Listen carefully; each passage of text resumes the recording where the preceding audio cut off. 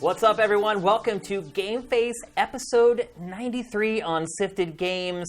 Here with my good friend, Brandon Jones, man. Welcome to the show. Good to have you on. Good to be on. How's life treating you? Life's pretty great. Yeah? We were talking a little bit before about that, like post E3, just like the coast. Definitely focusing more on work now. It's great for your time, but not so great for traffic. Nope. I know in the last couple of weeks we've seen our traffic start to go down. Or putting together a show that people actually want to watch. It's a little bit of a challenge. But it's nice. I'm looking ahead at like October, and there's like 5 games I want to review all at the same time. And so now, July is pretty tame. Honestly, I think these are like the last 2 weeks, though, because even in the next couple of weeks, we have a couple big betas that are coming out. Yeah. We got the Destiny 2 beta and a couple others that will certainly generate some topics for shows. But yeah, right now, man, last week was worse than this week. We had to do like crazy, like off-kilter topics just to have a show last week. So we actually have some good stuff on this one. I want to kick things off by kind of catching up with you. You have not been on GameFace since before Defy completely dissolved GT. Right. Last time you were on, you were still working at GT with Defy. Right. And since then, obviously, you've launched Easy Allies. Congratulations. You guys have done an amazing job over there. What's been going on lately with the Allies? It's crazy. I think the biggest shift, from game trailers was just kind of applying like what type of stuff we want to do. Obviously, like I think the first thing to go is our GT countdown. It was like our top 10. Yeah. Because that was just like getting that done every single week. It's also redundant. Trying to pick up a new topic. Every YouTube channel does lists now, and, and in all honesty, it's like it's a self-defeating type of content because the more you do, the harder it is to come up with a new one, and the more obscure the new ones become. I think even when I was at GT, before I left it, early 2013, like we had already kind of plumbed the depths of like top 10s, and it's just kind of like it just dwindles out organically on its own. And every now and then, I remember we would do like a custom one. Like I remember Rob Kirkovich and I did to the top 10 Star Wars games. And it was a labor of love. We did like special numbers, so Star Wars themed. And like it goes up and all the comments are like, you should do more like that. And it's like, meaning the ones where we do way more work than we should. And we're up late at night. That are not worth the views that you get in return for them. So it was interesting having some things transitioning from game trailers to Easy Allies. And people would say like, I like Final Bossman. We don't do anymore. Kyle Bossman used to have his own show. And why doesn't he do his own show anymore? Kyle's funny. Kyle, one of the most difficult things to determine going in was what we'd be able to commit to week in, week out, regardless of what happens in the industry, regardless of what else we want to focus on. And I think Kyle was like, I don't know if I can deliver that. Because when we first started, we weren't sure, like, is this going to be my job in a year? I don't know. Is this going to be something like, for some of us, does this make sense to be more of just like a hobby than actually like doing something like this full time? And so I think because he was kind of on that edge, he's like, I don't want to say, I'm bringing my show back. It was really popular. We're back, baby. And then like a month later, like get some great writing gig on some show and be like, I can't, Is that what he's trying to do as a vocation, to become a writer on sitcoms or? I think he's always putting himself out there, definitely much more, I think, than a lot of us. As a host and a comedic personality. Oh, okay. As an on-camera talent. And he does writing and sketch work and improv and stuff like that, on the side. I think we all kind of have like little ventures on the side. But he started doing a show. He did what was it called? Boston at Home. Right. Yeah. And why did he not just want to keep doing that? Because I think one thing we've kind of discovered over the last few years is that a lot of the frivolities of video production don't necessarily matter anymore. Yeah. It's like, him shooting that in his kitchen, did it really lessen the impact of the show at all? We shoot everything in my garage. Yeah. And I was so nervous when we first started. I was like, oh no, like so many of our fans are just going to laugh at us or run screaming and be like, because you're used to the money that we had at GT, where you had a nice set and you had all this great gear. So now we're actually close to a Patreon goal where we might get a studio, might get like an office space. And it's funny now that like it's the opposite. A lot of people are like, "Oh, miss the garage." And I'm like, okay. I bet your wife won't miss you guys being in the garage. She's been great, actually. She's You never even got any of these subtle hints like, "Hey, it might be time to wrap it up out there." We streamed a little bit. We did. We streamed Bridge Crew the other day. Yeah. Solo, nobody at the controls. We're both in the headset. Like, the stream could have died. I don't know. Yeah. But she's okay with you guys kind of hogging up the garage. She hasn't subtly said it might be time to get a space or. Yeah, they've been all really great. We're rowdy, but we're Yeah, they don't break anything. Yeah. The weird thing, the only thing that still cracks me up is like the errant like Coke can that was been opened and sipped once. Yeah. You know, and then there's like bees fly out of it. Like, we'll get together like Tuesday night every week. We do a group stream on Twitch, and it just always cracks me up when I leave. And it's just like there are more open bottles than people. Yeah. It's like did you forget where the bottle was? I think what happens is people open it and they sit it down, right. and then they don't remember which one is theirs, and they're afraid that they're going to drink someone else's and get sick or like whatever. Squirrels bearing nuts for the winter. That they forget where they are. Yeah, it's great. But things are great. The biggest thing is I was so buried in my work at Game Trailers, and a lot of great content came out of that. But at the same time, I had nowhere near the connectivity to our community that I do now, and that's like been the huge difference. Is having almost every type of show that we do having some kind of conversation, like some kind of Q&A component where we're either always taking questions or answering them or responding to questions from before, and so. Having that change in format has been great, but not only that, having going into our second year now and having those conversations continue. And I think one thing that's great about sort of working on a smaller publication is exactly what you're saying: the connection with the users. Yeah. On GT, it's like we'd put up an episode of Invisible Walls, it would do 120,000 views, and it would have like 900 comments, and you're just like, I can't even begin. To start to respond to people because it's like, how do you pick and choose the people that you respond to and the people that you don't? Right. And so there's not like that guilt that kind of holds you back when you're working on a smaller publication, and you have most of the time you have the time to actually engage with everybody. And streaming as well, it's like the most dedicated users of your publication or your site or whatever tend to be the ones that show up for the live stream, and a lot of people will watch the live stream and then they'll watch the archive as well. But what happens is you get really respectful comments. You don't have every once in a while you get the Yahoo that comes in and says F you or whatever. But for the most part, the people that are on the stream, that are commenting on the stream, are good people who are asking great questions. You'll see at the end of this show, the questions that they ask are always amazing, very thoughtful, very insightful. And I also think that's kind of another part of it, too, is that when you run something smaller, you don't get as much of the internet rabble. It's particularly for us because we're a subscription site for our original content, so you don't get a lot of the jerks, in all honesty. Like, you kind of get the creme de la creme. People who are willing to pay for content tend to be a little more civilized. It's kind of a boring place for jerks to hang out. It is. Because they don't, they're the sparks that they try to make don't catch fire they troll. Quickly. And because, again, our audience is a little bit older as well. Yeah. Again, because there's a subscription, so it kind of filters out the people who just want to get everything for free. Right. And so they know what a troll is, and they know what trolls do. And when a troll comes into our chat, people just ignore them, and then they leave. Because all they're looking for is attention. It's fun to notice that during E3 because our traffic, quadruples for like 5 days. Yeah. And people kind of come out of our community, being kind of brash and pushy, and then they're like, oh, wrong place, sorry. No, they get squeezed right out. Yeah. They're like, oh, I don't fit in here. It's pretty great. I need to go somewhere else where there's people like me who are jerks, essentially. So when we have growth, it's exciting, but at the same time, I'd like to grow. There's more stuff we could do, but at the same time, it's not an emergency. It's not, I mean, as long as you're making enough money to do what you want to do, it's fine. But the bigger you grow, the higher the chances of sort of that rabble coming in and being a part of the community.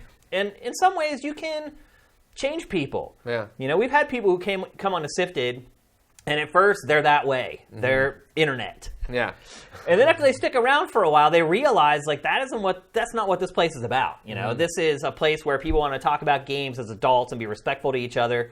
And I think they also start to see the kind of conversation that can manifest from that. If you want to get a good response. Yeah. You can be a troll anywhere, but if you actually want to have people respond to you and meet interesting people. And I think people can change that way. They can be like, wow, you know what? I never realized I wanted this until I discovered it. Something very eye-opening was at our 1-year anniversary. A fan came up to me and said, I kind of like games. Yeah. That's not really why I'm here.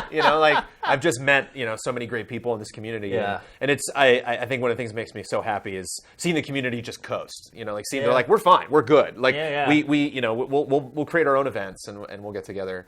And find popular interests, things that we enjoy together, and it's neat seeing little friendships and alliances formed in the community. Yeah, and you guys kind of step outside of gaming a little bit. You do some tabletop stuff. And... Ian just started a movie podcast this year. We do once a month. We build Gundams for 4 hours. Wow. Yeah, and people go nuts. Really? 4 hours of literally just. At the extreme... end, people are like, that was great. Aren't there I mean, the close-ups you need to really see what we you got guys a close-up on the close-up cam. But, Yeah, well, the guys were late a couple times, so I was like, I'll break a Lego set out. Sure, I'll build some Legos.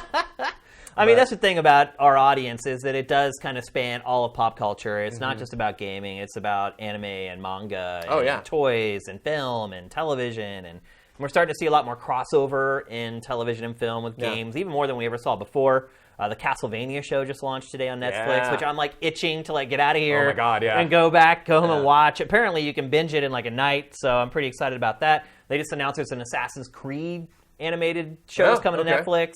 So we're starting to see a lot more crossover that way. It's like Sifted really right now is 100% games. Like we'll curate stuff if it's a trailer for a movie that's game related and stuff like that. Ultimately, the goal is to have more channels, have an entertainment channel and a sports channel and politics. Cool. But right now it's just about games. And even we're starting to loosen our reins a little bit on what we'll curate to the site because there is like that tangential kind of appeal for other stuff for gamers. And it's good that you guys are kind of attacking that. So you just launched a new show, right? You just hit another milestone on Patreon and launched a new show. Scoring trailers, which is another thing. Talk about the countdown that I put so far down because it's like, was it because you didn't want to do it? No, it was just I wanted to because that was me. That was something that I founded game trailers with some buddies, and so it was like, and it was actually Ryan Stevens. Kudos to Ryan Stevens who came into my office one day and he's like, "You should have a show where you score trailers, like grade them." And I was like, I worked at Game Trailers. Yeah, right? You remember that? I'm aware. But it was I didn't know if you knew Ryan brought that up. Like that was Ryan's idea, and I was like, of course. I know you have to tell the story to so many people that you're just like usually the people don't know anything about it. Like you just told me you founded Game Trailers, right? And I'm like, I should turn to the camera when I say it. And so when we switched over to Easy Allies, it's like I don't want to just default start doing that because I want to focus on stuff that I think fits our new audience and fits who we are. Like we very intentionally, like just like you were saying, to broaden your horizons. I'm glad that we don't have game in the title anymore. That it is just Easy Allies. So like we can. That helps. Was that a part of the thinking, or did it just work out that way? No, that was definitely a part of it. Would be like, let's try not to have game in there somewhere. I mean, we did the same thing with Sifted. Like people are always like, why isn't it called like Game Sort or something like that? It's because we wanted eventually to be a site that sifts through more than just video game related content. Whether we ever get there or not, who knows? But that was the idea from the beginning. It's too short-sighted to just kind of trap yourself in the games moniker, and we'll get into that at the end of the show, kind of where games coverage is going. But just want to spend a little time catching up with you and kind of, there may be people on the stream that only watch our stuff and don't watch yours and want to kind of figure out what you guys have been doing over there. Although we do curate all your stuff to the site, and it is probably, not surprisingly, some of the most popular stuff that we curate. Cool, thank you. Thanks for watching, everybody. Yeah, they love your stuff. So. But yeah, back to scoring trailers. So the show's had 3 different titles. It was originally called "Let's All Go to the Trailers." Yeah, which was that for years. Which was Rohan's idea. Yeah, that was his title. And then switched it up when we went over to Defy purely just to try to get more downloads. So we didn't we'll score a bunch of trailers. We did them single, like one by one to get the SEO out there and have them just find the show that way. Then called it Trailer Score, and now it's called Trailer Jones, which is also my Twitter handle. And did one episode. They're gonna do that at least once a week. And it's like scoring trailers, but it's not like Rewind Theater on IGN where it's like, okay, let's really get in because we're all masters of this franchise. It's like, how is the trailer? How's the music? How's the titles? You mean it's not like Pop Block from Game Trailers? Right. Wait, let's not. Pop Block has not been around for. There's not been a trailer has not been Pop Blocked. We created that content first with Pop Block, and then they just took the idea, like they've done a bunch of times with GT content, and renamed it and blah blah blah. And the big difference, what they did is they actually stop and play head. They have like the time code or whatever. But this is more about the actual construction of the trailer and kind of like, was there a better way to sell this and not let's find out more about the game from this tiny piece of media? Yeah, there's a lot that goes into trailers. Not a lot of people are doing that, and it's an extremely nerdy specific thing. So I'm like, I'll just put that way down in the goal chart. And if this gets to that point, great. And, but that's been a passion for you for forever. Like I remember our Game of the Year awards or our best of E3 or our best of Gamescom. When we always did like a best trailer award, we always basically just leaned on you. We're like, the first thing I would say was, Jones, what do you think? In a lot of the big like awards deliberations that would take several days, I would just kind of walk in with my briefcase during that one trailer section and be like, "Okay, gentlemen," and hand out the forms. And like, "All right, that okay." And then I'd get up and leave. Yeah, we would lean on you. Then we would lean on Bloodworth for racing games.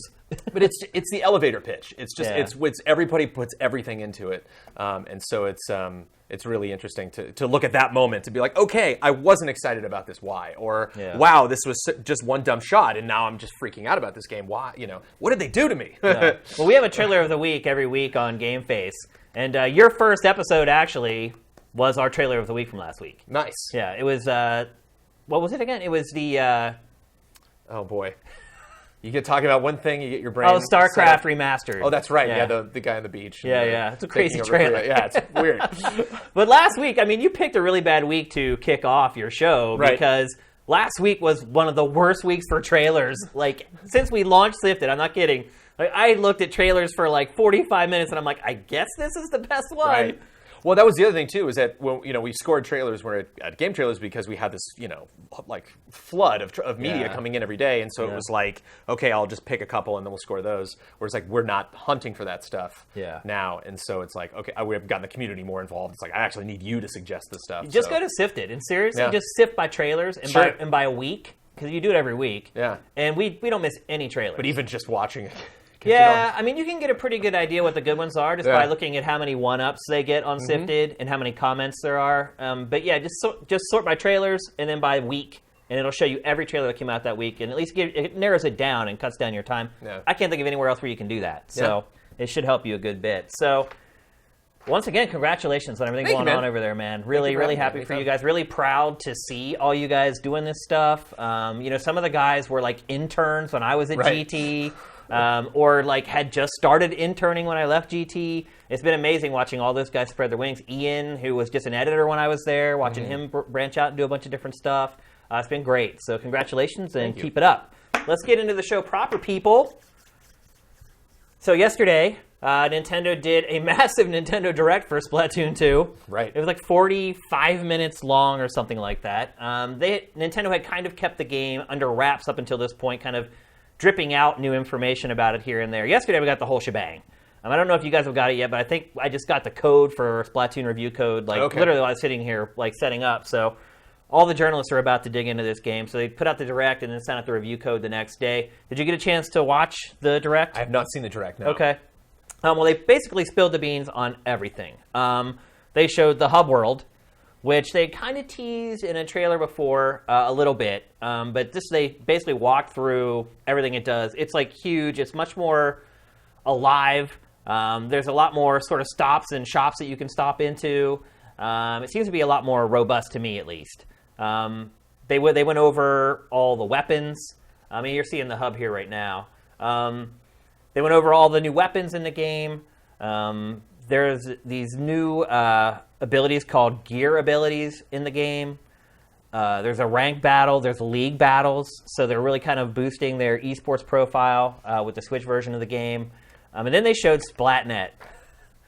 So Splatnet is basically the full reveal of Nintendo Switch's online environment. Okay. I'm sure you've seen the diagram that shows you how the headsets are going to work for Switch, where you have like the headset, and then that's plugged into your phone, and then your phone is like plugged into the Switch, and it's this crazy like archaic system. I have not seen. You haven't seen that? I've heard about it, but I have not actually seen a diagram. Oh yeah, they put the flux capacitor. Well, what happened was Hori has like there's some kind of like a dongle that you need to make it work, and so Hori in Japan is starting to make those dongles.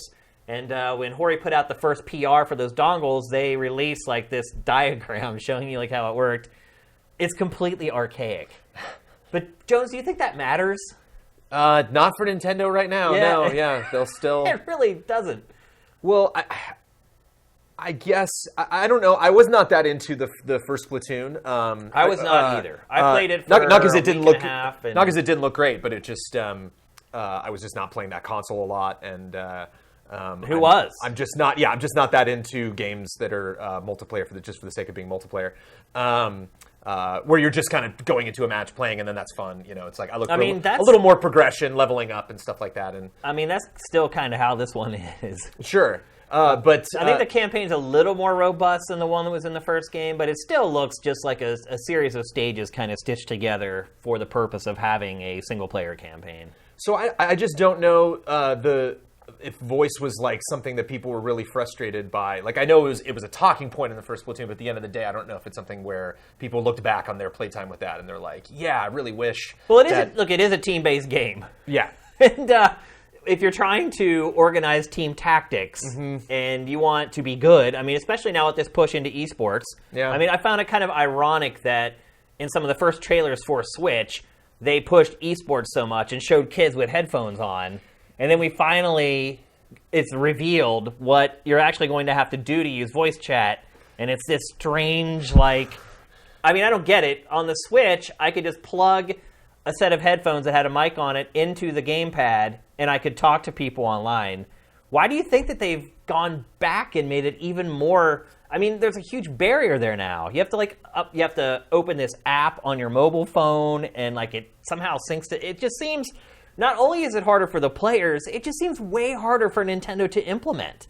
Well, what do you think? The system that everybody else uses, what do you think is the hurdle that is it just cost? That Nintendo's you mean why Nintendo wants to do it this way? Yeah. I don't. They had to build an app for this. I don't see how that curtails costs in any way, shape, or form. I don't know. There are a lot of crazy things about the Switch, not getting a video on demand service. The fact that I can't watch Netflix on the Switch. There's a lot of the fact that they haven't really no web browser. No web browser. Haven't gotten into the Virtual Console and specifically how that stuff's going to work. Although today somebody hacked into the firmware and found hooks for an NES emulator inside Switch. So it appears that it's there. It's just when. Yeah. Which, who knows? With the SNES Classic coming out, I don't see Virtual Console launching until they've sold the living crap out of that thing. Until all that inventory is gone, which it'll be gone as soon as pre-orders go live on Amazon. It's going to be gone in 10 minutes. So maybe that means end of the year, something like that, or maybe early 2018. I just see Nintendo making a lot of decisions. That's them saying we just don't need this thing. It's it might be something that you want. It might be something that you're looking for, and you might be confused that it's not there or it doesn't work the way that other publishers do, but manufacturers do. Those were the gear abilities, by the way. Now we're looking at Splatnet. This is them actually showing how the online is going to work. But we just don't care. It's just not that important to us. We're really going to focus on just these couple things and make sure that we get those right. And I think the Switch has done well. I really enjoy playing it. And are you surprised I think it's had some fantastic games.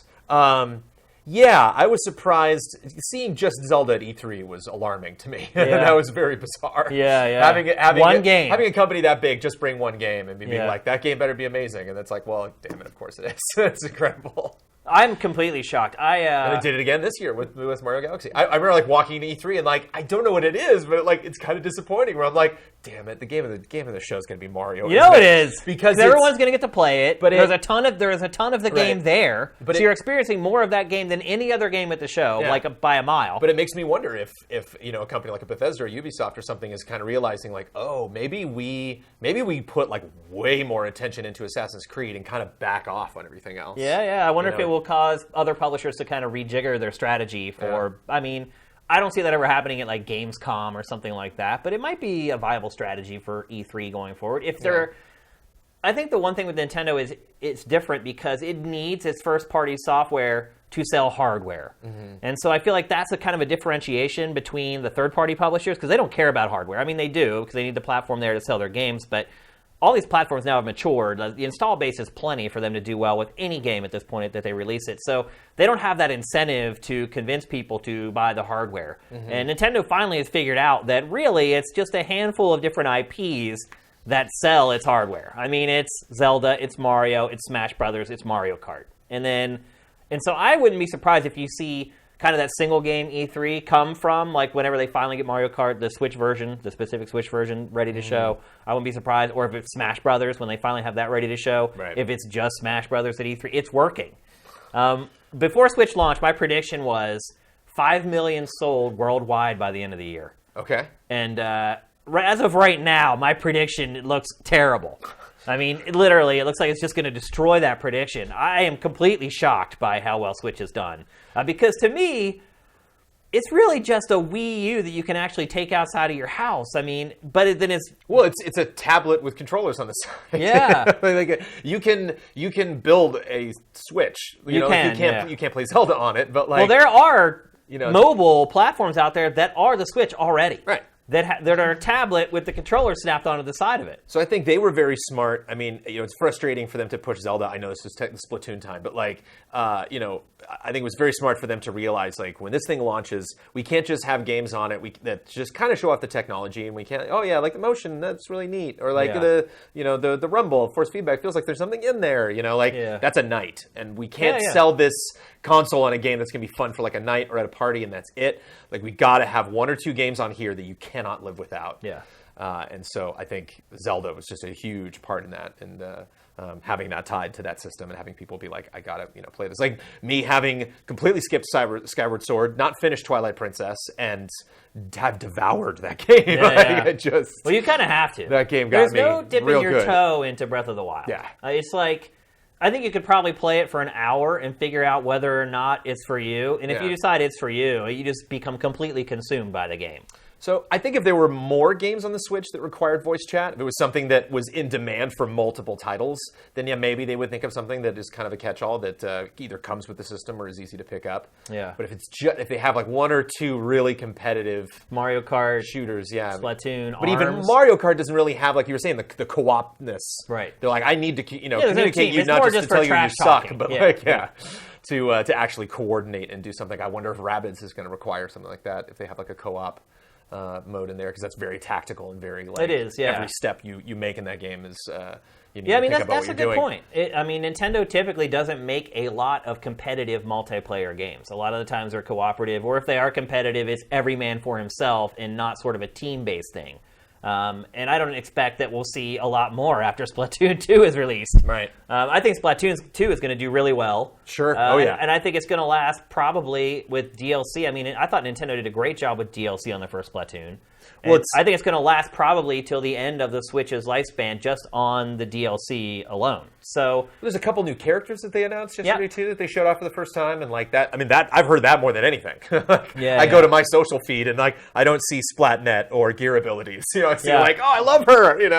Or there's this new weapon or whatever. Yeah, things that actually kind of have a bigger impact on the game itself, and I think on fandom in a lot of ways, because it's all about the merchandising and sort of the more cultural buffer stuff that goes along with games these days, like the plushies. I mean, they're already showing plushies from Japan of the brand new Splatoon characters. Right. I mean, merchandising has become a huge part of video games. And the style of the characters from ARMS I thought was really great. That game was fun. It's not something I'm going to spend a lot of time with, but I thought that was a very expressive game.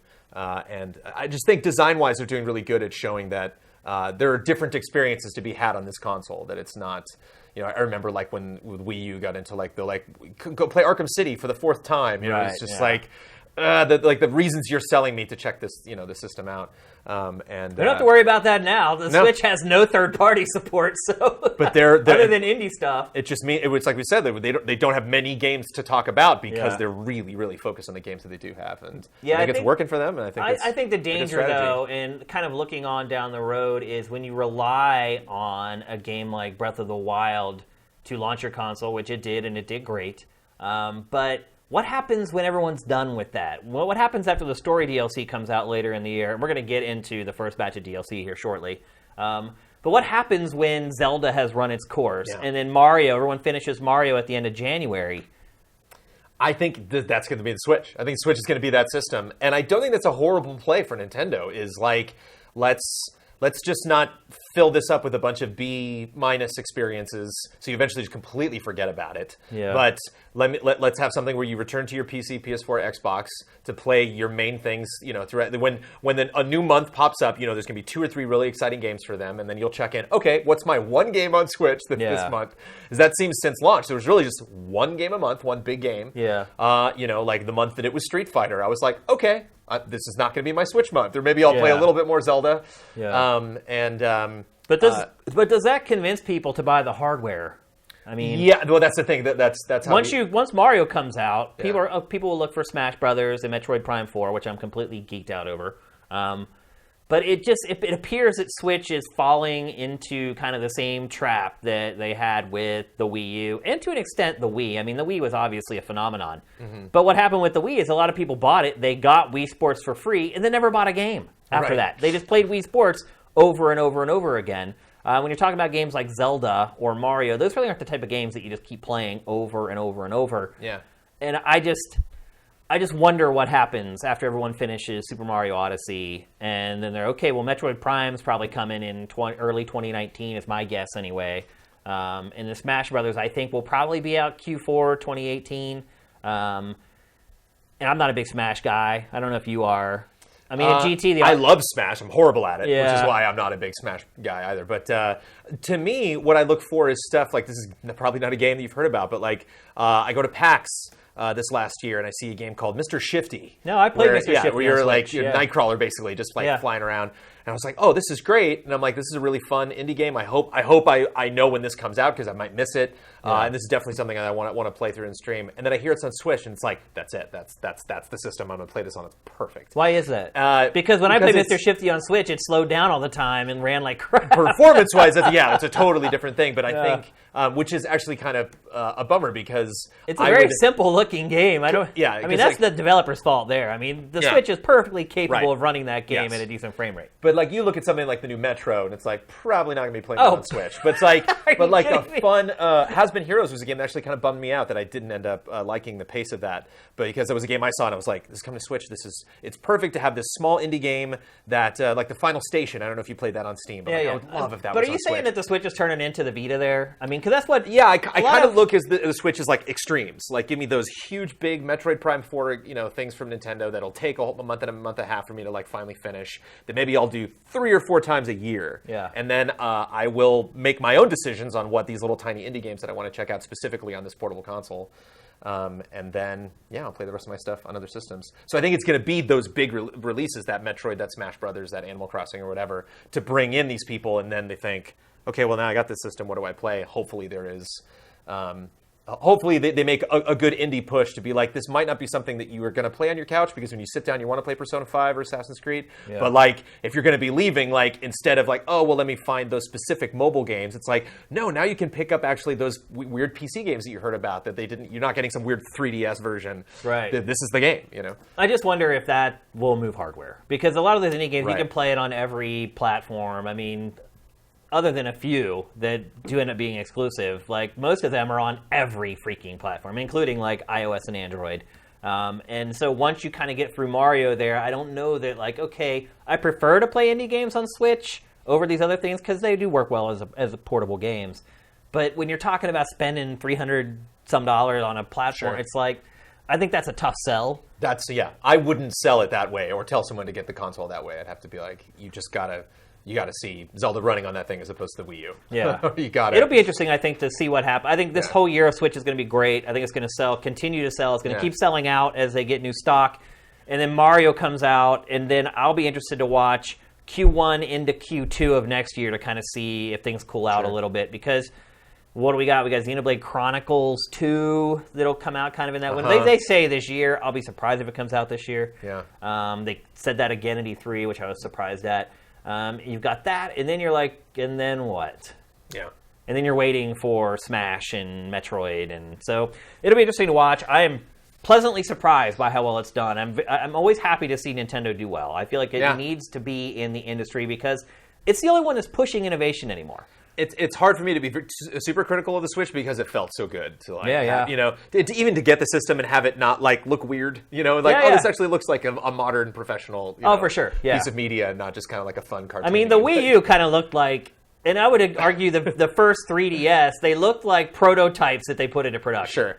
And I always expected Nintendo to update the gamepad, because it's so huge and heavy and clunky. I'm like, man, this thing should be like this thick or whatever. Yeah. As it turns out, it ended up being Switch, which they really did just kind of evolve the gamepad into its new system. It was funny doing the awards from E3 and then getting down to like best mobile game, and I'm like, well, isn't that Super Mario Odyssey? Or best like portable game? I'm like, wait a minute. Well, it is a handheld. Like, on our site, whenever we create a game, we have to label it for what platforms or whatever. And anytime we tag a game to Switch, it's also automatically tagged to handheld. Yeah. So, I mean, it is. It's a handheld system. So any stories that we curate to Sifted for Switch, if you go and look on the handheld channel on Sifted, you'll see all the Switch stuff there. I mean, it is the world's best gaming handheld ever.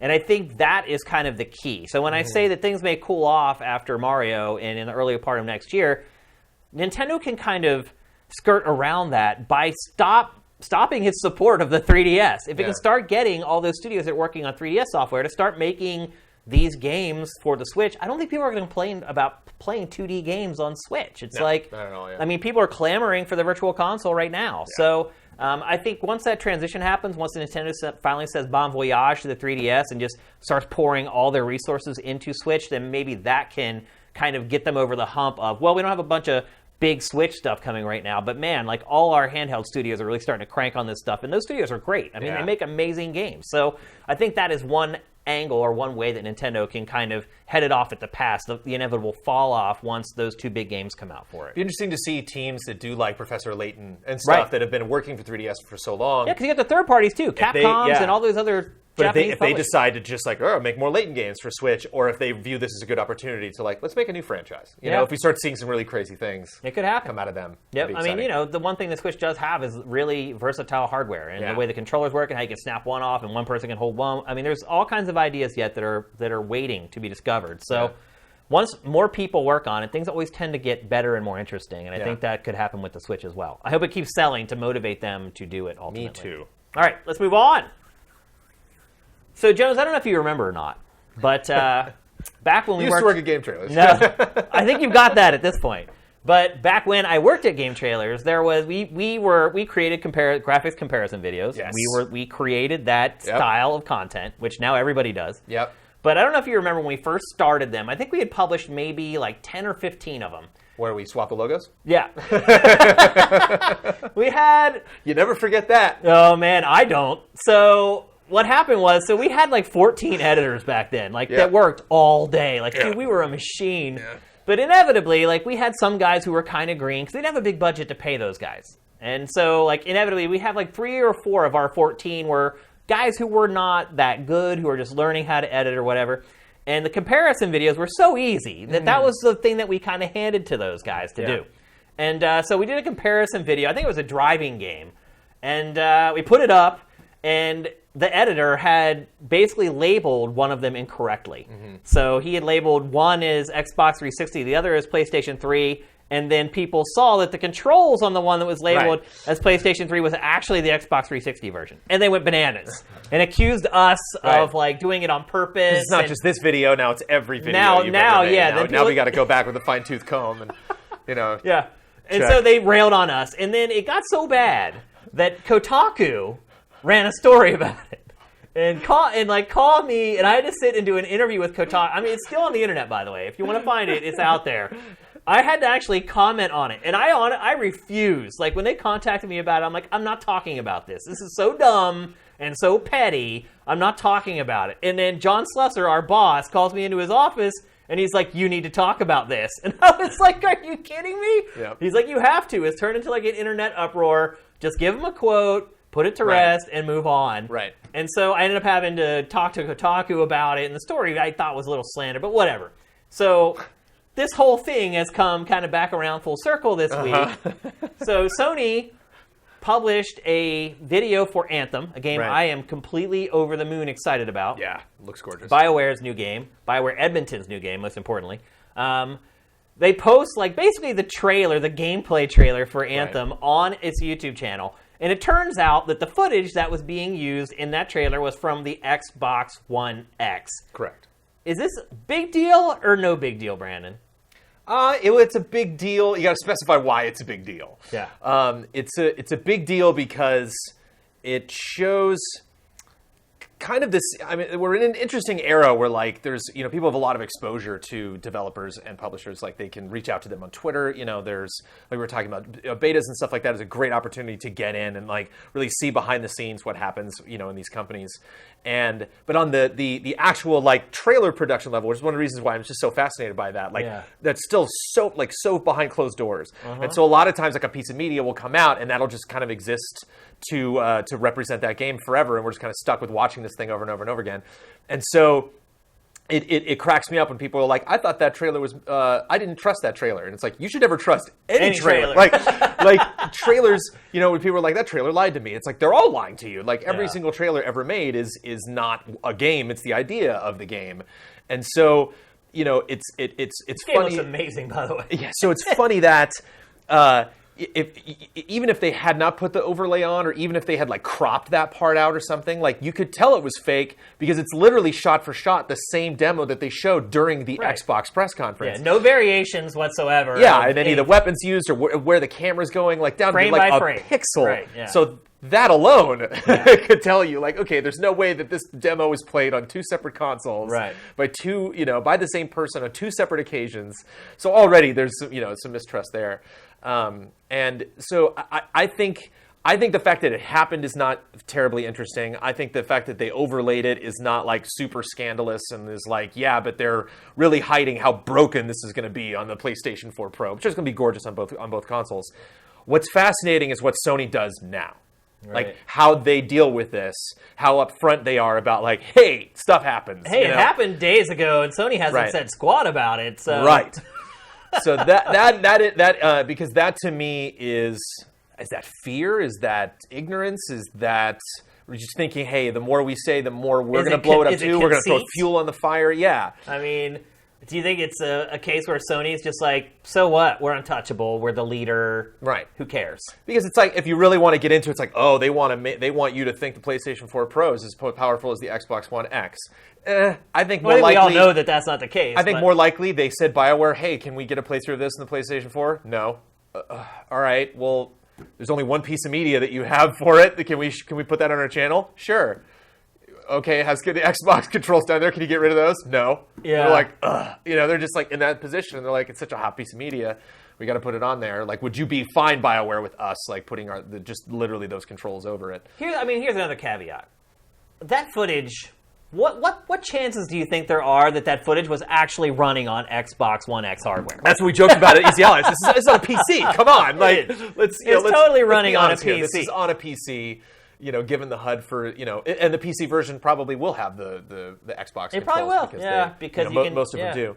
But again, it's this idea that like I'm gonna hold this publisher to absolutely everything that I saw in this piece of media because that's just how it's got to work. Darn it! It's like it just doesn't work that way. Like every single time you see a piece of media, that thing has so much duct tape and Band-Aids and Febreze, just like whatever it takes to take something that you don't like and just make it sparkle the best it possibly can. Do you think Sony maybe should have like put a disclaimer on it that said running on dev kit software? Yes. So wouldn't that really have solved everything? That actually, I think, would have turned this into maybe a positive story. That would have been a completely different headline of like, whoa, Sony being honest. Well, it's like I think we saw a lot of that at E3. Actually, the Switch visible in a Minecraft world during the Xbox press conference. Like, whoa, them not only like, we'll leave that in, like, should be like, hey, look at the Switch is cool, go get it.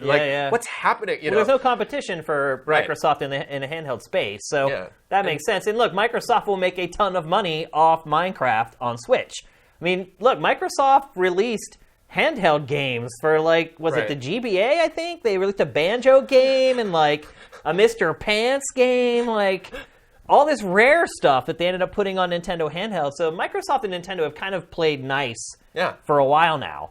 But it seems like Sony is just kind of like the jerk. Right now, they kind of are, and I'm sure this, that ball gets knocked back and forth between, on the tennis court, in this industry. But like, Microsoft is kind of like putting them out there as being like, hey, we want to work with everybody. We want our online games to talk to each other. Like we're let's do it. You notice Phil Spencer, and I mentioned this on the show last week. Actually, he always compliments everyone else.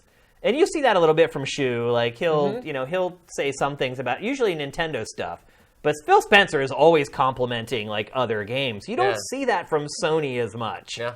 Because I don't even know if Phil is. It might be nefarious on Phil's part. Like maybe he's like, well, we're the underdog, so we're gonna play nice. Sony doesn't need to do that. What it is. Like, exactly. No, and that's why it's so amusing because they're in that position because Microsoft is thinking like, okay, what can we do to and they've already done stuff like that because I think they came out of the gate this generation very cocky, and so they're realizing, okay, we got to tone back that rhetoric, focus more on what are the type of experiences that our audience really wants, what stuff that we can get them excited about. Seeing an exec from Sony walking on a stage with a Crash Bandicoot shirt on, people going nuts, and being like, really? Some old PS1 game, and like they're like frothing at the bit. Like, okay, wait, like no, they know that they've got them around their finger at that point. It's like everything we touch turns to gold. They become like King Midas, and it's not just this case with Sony that kind of is showing its hand a little bit. It's also not allowing cross-platform multiplayer in Rocket League. Yep. Like, Sony's basically just saying, like, we're putting a wall around our stuff, man, and no one's going to complain, no one's going to care because everyone has a PS4. So I don't think a video with Xbox controls would play poorly on the. I mean, of course, there's negative comments anywhere on YouTube, but like, I think that would be really interesting for them saying, like the following is the presentation shown during the Xbox press conference at E3 2017. This game will be fully playable on the PlayStation 4 because it's like if. That to me is more disingenuous than showing a CG trailer on the PlayStation channel. That's well, this isn't gameplay. It's just an advertisement for your game. Yeah. It's just an asset you're giving your audience to better understand the products that are coming to their system. Yeah. I wasn't as up in arms over this as a lot of people were. Because, again, going back to the fact... hilarious. I mean, look, all these trailers, these gameplay trailers, they're all cut-off dev kits. It's like, which are PCs. Yeah. And then they ultimately have to work with each individual platform to get them to run well on each one of them. But this isn't like something out of the ordinary. I mean, I guarantee you there are tons of other trailers, on Sony's YouTube channel that have Xbox One or PC footage in the trailers. Oh, yeah. And vice versa. I guarantee there are tons of trailers on Xbox's YouTube channel that has tons of PlayStation 4 footage in the trailers. And on the Switch, for the limited third-party stuff it does have, I'm sure there's footage of PS4 or Xbox One versions in those trailers for those indie games. Like, it's just the way it is. If those controls wouldn't have popped up on, like, no one would have batted an eyelash. Yeah. So I feel like this is kind of a lot to do about nothing. Which is something the internet seems to enjoy doing on a weekly basis. They got to find something to freak out about every week, right? They can't just sit there and enjoy the show. So, I think this is a big deal about nothing. Is it going to look this good on PlayStation 4 Pro? Hell no, it's not. But does it matter? Probably not. To me, no. And to a consumer, I don't think there's a conspiracy theory here. No, the consumers don't even know this happened, they'll never know it happened. Some poor guy in a production studio who's like frame by frame looking at that dissolve, like, I think it looks okay. I don't know. It's just us, otaku, who will ever even know this happened, whoever even kind of care that it ever happened. And I think that's just kind of where those battle lines are drawn between Xbox and PlayStation fans. Xbox fans have been taken on the chin here for the last few years. Not to mention the demo itself is clearly choreographed and planned ahead. The dialogue is very scripted. I mean, they've been doing that at E3 for like 3 years now. I think the first time I really noticed it was the first time they showed The Division. Do you remember that? Oh, yeah. Where they had the scripted banter back and forth. Oh, the Call of Duty Wildlands, not Call of Duty Wildlands, the Ghost Recon Wildlands, which was really fun. But it had the worst script. They do that. It seems to just be a thing now. They get professional. Has your wife done any of these by any chance? No, none of that. Yeah. None of the fake Log it banter? In, okay. Good catch. Yeah, exactly. Yeah. I wouldn't be surprised if we win, everybody. Yeah. I wouldn't be surprised if she gets a gig like that. I'd be disappointed in her. Come on, it's money. It's not her fault.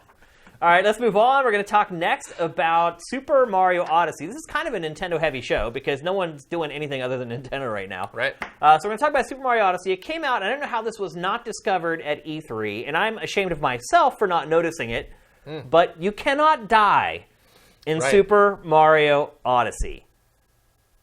It's crazy to me because It's not crazy to me, so make it crazy for me. Because I've never gotten a game over in a Mario screen because 1-ups are always so easy to get. So the concept of like failing a Mario game. I think it's crazy because 1-ups no longer exist. Okay. Think about that. Then that's nuts. You won't see that verbiage anywhere. The thing that we use for likes on Sifted are gone.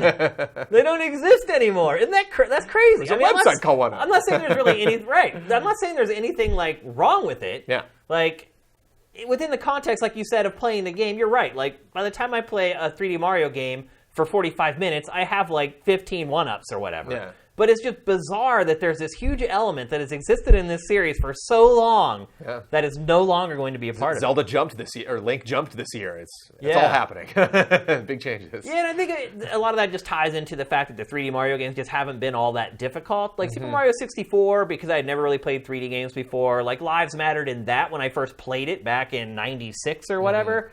But after you got used to playing in a 3D space, and it just seemed like the 3D Mario games got easier and easier and easier as they went along, and more generous with the 1-ups. With like Super Mario 3D World, there was times where I had like 50 men or something like that. So the tension has kind of gone out of 3D Mario games for quite a while. The 2D games I still find challenging, like in some of the later stages. Sure. I still have problems with some of those, but 3D Mario's not really. Some of the boss fights, until you kind of figure out what you need to do, maybe present a little bit of a challenge. But for the most part, like, it's really kind of a story about nothing other than the aesthetics. And aesthetics are kind of important. Like, it's weird to me that the 1-up is no longer going to exist in a Mario game.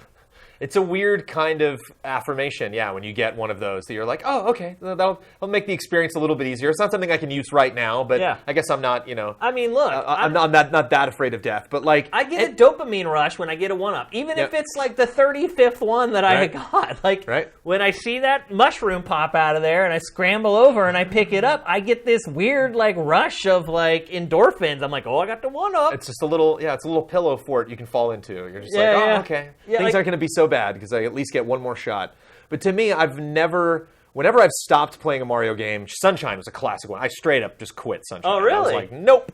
And it wasn't because I ran out of lives. It was because I failed at a challenge. That game was kind of challenging. Some of the challenges. I failed at a very, like a skyscraper challenge that had like 50 platforms. It's like, I just got to get all the way to the top of that thing. And I fell all the way down to the ground. And then I looked all the way back up and was like, okay, I'm done. And I don't know if, I can't remember if it was something I had to do or it was just just like... The first Jak and Daxter was like that, man. They make you go all the way up these crazy, like, spiral, whatever. You're like a mile off the ground. You make one mistake and fall all the way to the bottom. I could see that in Shadow of the Colossus if you just, like, looking up and being like, I just don't have the patience for this right now. And so that to me is the deal breaker, really, is that'll shut me off from playing, and not just Mario, but any kind of, like, action-adventure game.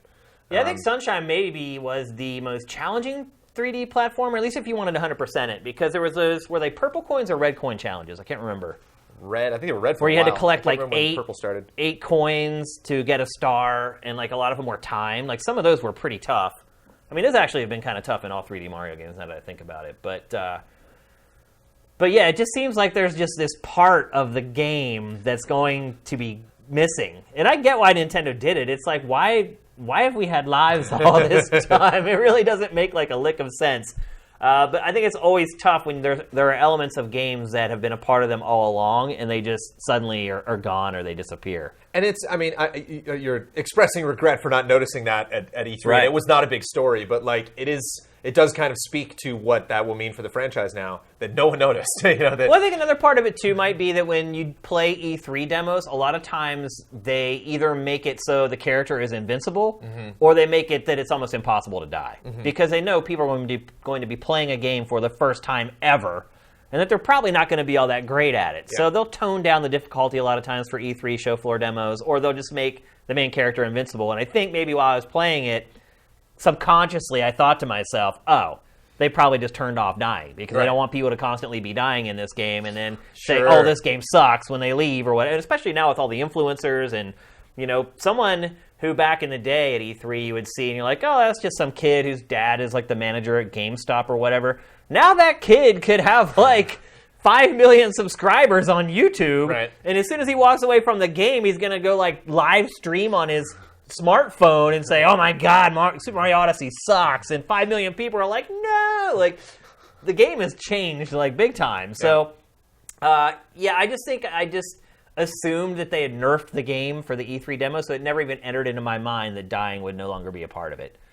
Well, it's difficulty is something that is definitely like it's. I wouldn't say its own genre, but like it has become one. There's definitely like that type of game that like when you even try to approach like a Souls-ish type game, there's always that question of like how hard is this? Right. I know you were a big Ninja Gaiden fan, and like I've definitely got turned off from those games because they're just too damn hard. And like I'm not a big fan of like Dark Souls and look, I love Ninja Gaiden games. But I'm not a big fan of Dark Souls or Bloodborne. Right. It's weird how it really took Bloodborne for me to like, I got it. Okay, all right. To really understand that subtle nature of like what needs to get done between the points where I can actually mark my progress. Yeah. And so I think it's less about like you don't need lives, but more like, well, what are lives doing for me? When I run out of lives, what happens? Because in every game, when you run out of lives, the same thing doesn't necessarily happen. In some games, you're done. That's literally the entire experience. Yeah. Super C, man, on the NES. It's like you got 3. Good luck. In this game, you lose coins. Like there really is no punishment for. When you have a game like this where it's just like, oh, you go back to an area that's farther away from the place you're trying to get to, then it's like, well, then you don't need a further fail state beyond that. Here's one of these examples we were talking about where Mario just climbed up to literally to the top of a skyscraper in New Donk City. Yeah. And if you fall, That could suck really bad. And this also seems to be a game where, similar to the original, Mario 64, where you're kind of setting your own goals a lot of the time. It's up to you, really, like how hard the thing you're about to do is based on what you're trying to get out of it. And so you kind of like are setting your own difficulty. So, stopping is stopping, whether, you fall off a giant building or whether you just bump into something that crushes you and takes all your health away. Yeah, I think respawning, where do you respawn is more important. Right. Because do you respawn exactly where you die, or do they respawn you back at some whatever checkpoint that you clicked at some point? And that might change depending on what areas you're going into. Like, we're in New Donk City now, but it looks like there's like some challenge maps that you go into just briefly, and like maybe you start at the beginning of those, but then while you're in the city, you start a little closer to where you died. So, and Nintendo's pretty smart with that stuff. It seems to kind of have that sixth sense on how to set the challenge for a game. Also, Mario games have been maybe a little too easy, I think, at least 3D Mario games over the last few entries. But, they have to make them palatable to kids. There's never been a difficulty setting in a 3D Mario game, ever. I mean, I don't anticipate that ever happening. Right. So Nintendo has to make it so kids can play it and enjoy it, and people like us can play it and enjoy it. And typically, I think how that works is the adults go for the 100% completion, try to get all the stars or the moons or whatever the hell they are this time around. Where the kids they just go and fiddle around, and Nintendo needs to make sure that there's fun stuff to do like that, like just jumping on an umbrella. Well, what's over there? Like, what the hell's over there? And I haven't played one of those Mario games in a long time. Yeah, you're right. Like a lot of the Mario games beforehand have been like, gotta get to that pole, gotta get to that pole. Yeah, I'm not a big fan of Super Mario 3D World either. For a Wii U. I think it's also, there's a matter of cred. Like, I think you look at, there's a lot of games, a lot of Mario games that really fit easily into that speedrunning community, where it's like, I beat the games and I didn't lose a life. It's like a thing you can claim. That like, no, I did that in Super Mario Brothers 3, I did that in New Super Mario Brothers. Whereas this, like, I don't care. Yeah, it's like, that's a long playthrough. 30 hours, you didn't die. Speedruns will be big as well, like trying to 100% it and see how fast you can do it. So this looks more of the, like, what's on that rooftop kind of a game, and so that lives don't necessarily fit into that type of play style. I mean, it was interesting where they jumped from the one skyscraper. It just seemed like they just blind jumped and landed where there was a moon. Like, this game looks like it's going to provide a lot more latitude to find different ways to get someplace. And that's what I thought Super Mario 3D World lost, was sort of that creativity that the player could impart into his play to say, hey, you got there this way. You just did wall jumps all the way between two walls. Well, what I did was I did a backflip and then wall jumped off of that, grabbed onto a pole, and, It was. I feel like the Wii U game lost that a little bit, so I'm happy to see it kind of coming back for Super Mario Odyssey. So I would much rather identify with that person who did a fun motion to get where he's going than the person who beat that level without dying. Yeah. I would be more impressed with the first example than the second. And I think, a good example of that is like watching Mike Damiani play a 3D Mario game. Watching him play 3D Mario games, like, he's really good, and I'm pretty good at him too. And so I would watch him play, and I'm like, oh, that's interesting how you tackled this part of the game and then how I tackled that part of the game, versus just watching, like, my wife play. Yeah. It was just like, what exact thing do I need to do to get up there? Yeah. I think 3D Mario games allow for a lot of creativity, and it's one of the reasons that it's one of my favorite franchises in the entire world. So I'm very happy with the direction this game is taking, one-ups or not. So, all right, let's move on. We're going to continue on a bit of a Nintendo kick. So Platinum Games seems to be in love with the Nintendo Switch. It's been sending out all kinds of random tweets over the last week, teasing stuff. The first tweet was Bayonetta. So they sent out an image. It appeared to have like Bayonetta 1, Bayonetta 2, using the color combinations of the Switch controllers, the blue and the red. Let's talk about Bayonetta first. So Bayonetta 2 comes out exclusively on Wii U. Yes. Tanks. Right. Like, literally, it did really bad. Way worse than the first Bayonetta that was multi-platform and sold, I think, if I remember correctly, like 1.5 million or something along those lines. Did very well. I thought well enough to warrant a sequel, which apparently everyone else did not agree with, because Sega turned down Bayonetta 2 and a bunch of other publishers did too. Finally, Platinum convinced Nintendo to give them money to make it a Wii U exclusive. Is it worth them releasing these games again? Because you remember Bayonetta 2 also had Bayonetta 1 on the disc for Wii U, right? Yeah, these are crazy games. Yeah, I don't. How are these games going to run on the Switch? I mean, I guess if it's running on Wii U, but I think these are some excellent games. They're amazing games. And so I think the business side of the argument, the business side of my brain might get trumped by that. The fact that they're great games. That you need to, specifically the second one is just so insane. Like the montage that you're watching now might seem like a highlight reel from the game, where it's like, well, just pick the craziest moments. Like, this is the game the whole time. It never stops, ever. And I think it's fine. And I think the Switch. I bought the Wii U out of necessity from business, right? So I don't think I, necessarily would have purchased the Wii U had this not been my job. And so I imagine that there are a lot of people that got a Wii, didn't really get a lot of games for it right after launch. Kind of got Wii Sports and got caught up in the motion excitement. Didn't get a Wii U. This is their first Nintendo console in a long time, so they're looking back. I think it would behoove Nintendo to get Donkey Kong Tropical Freeze on the Switch to get that game really underperformed to really look at like the 5 to 10 best Wii U games and give them a second chance, because there's a lot of people that it wasn't like, oh yeah, I own the console but I never knew. Do you think so far that there are a lot of people who bought a Switch that didn't own a Wii U? Yes. Yeah. Or if they got a Wii U, really did not play it at all. Yeah. There was maybe one or two exclusive things, and I think Bayonetta 2 is an exciting in Japan, announcement. There's a lot of people who were buying a Switch that didn't buy a Wii U. But I wonder in the West if that's the case. It just identifies with my own personal experience. Again, I owned a Wii U, but like when I got the Wii U, I was like, yay, I got a Wii U. And when I got a Switch, it was like, yes. I was just so excited. Yeah. And playing Zelda on that thing, it just like the way it felt and it ran, and just like pulling that thing out of the dock and hitting a button, it goes out of sleep mode right away. And it's just like, I had nothing but smiles, and so I want to share that experience with this new console. I still kind of like am glowing from the honeymoon a bit, and so like But you did own a Wii U. I'm probably prepared to make some dumb purchasing decisions on games that I just missed out on. But you did own a Wii U, though. Yeah. So my question was, do you think there are a lot of people who did not own a Wii U that are buying Switch? Keeping in mind now, even to this day, to buy a Switch, you have to be dedicated. Yes. You have to like follow a Twitter feed. And you get those alerts, oh my gosh, GameStop has it now, Toys R Us, and you have to go down there, and you have to wait for them to open up, or you have to be on Amazon.com at that exact time and click as fast as you can to get it. Do you think that the people that are buying it now are people who did not have a Wii U, or do you think they're just the hardcore Nintendo fans who are dedicated enough to actually do all this to try to get it? I don't have a Pachter answer for you for that one.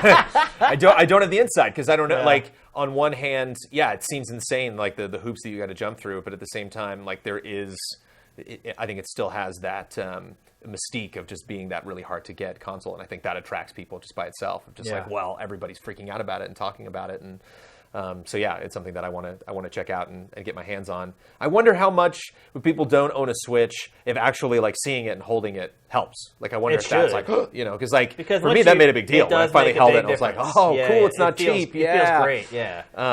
And so I wonder if we're seeing kind of the second wave of that, where people do like, not like bring it up to a party with kickstands and play games, but like, like actually just like, oh, I'll just whip it out at a friend's house and show you a couple things that I'm playing. But I think, I don't know the how hard it is to package a Bayonetta 1 and 2 if you just got to like flip a switch and then, pun intended, but like, and there it comes and it shows up on your new console. Or it seems pretty easy. I mean, Pokken Tournament. Right. It seems like it's getting ported in a matter of months over to especially if you don't have a physical release for a lot of the this older stuff. If Pokken Tournaments can be on the Switch, then get Tropical Freeze on there. Come on. Yeah, definitely. Yeah.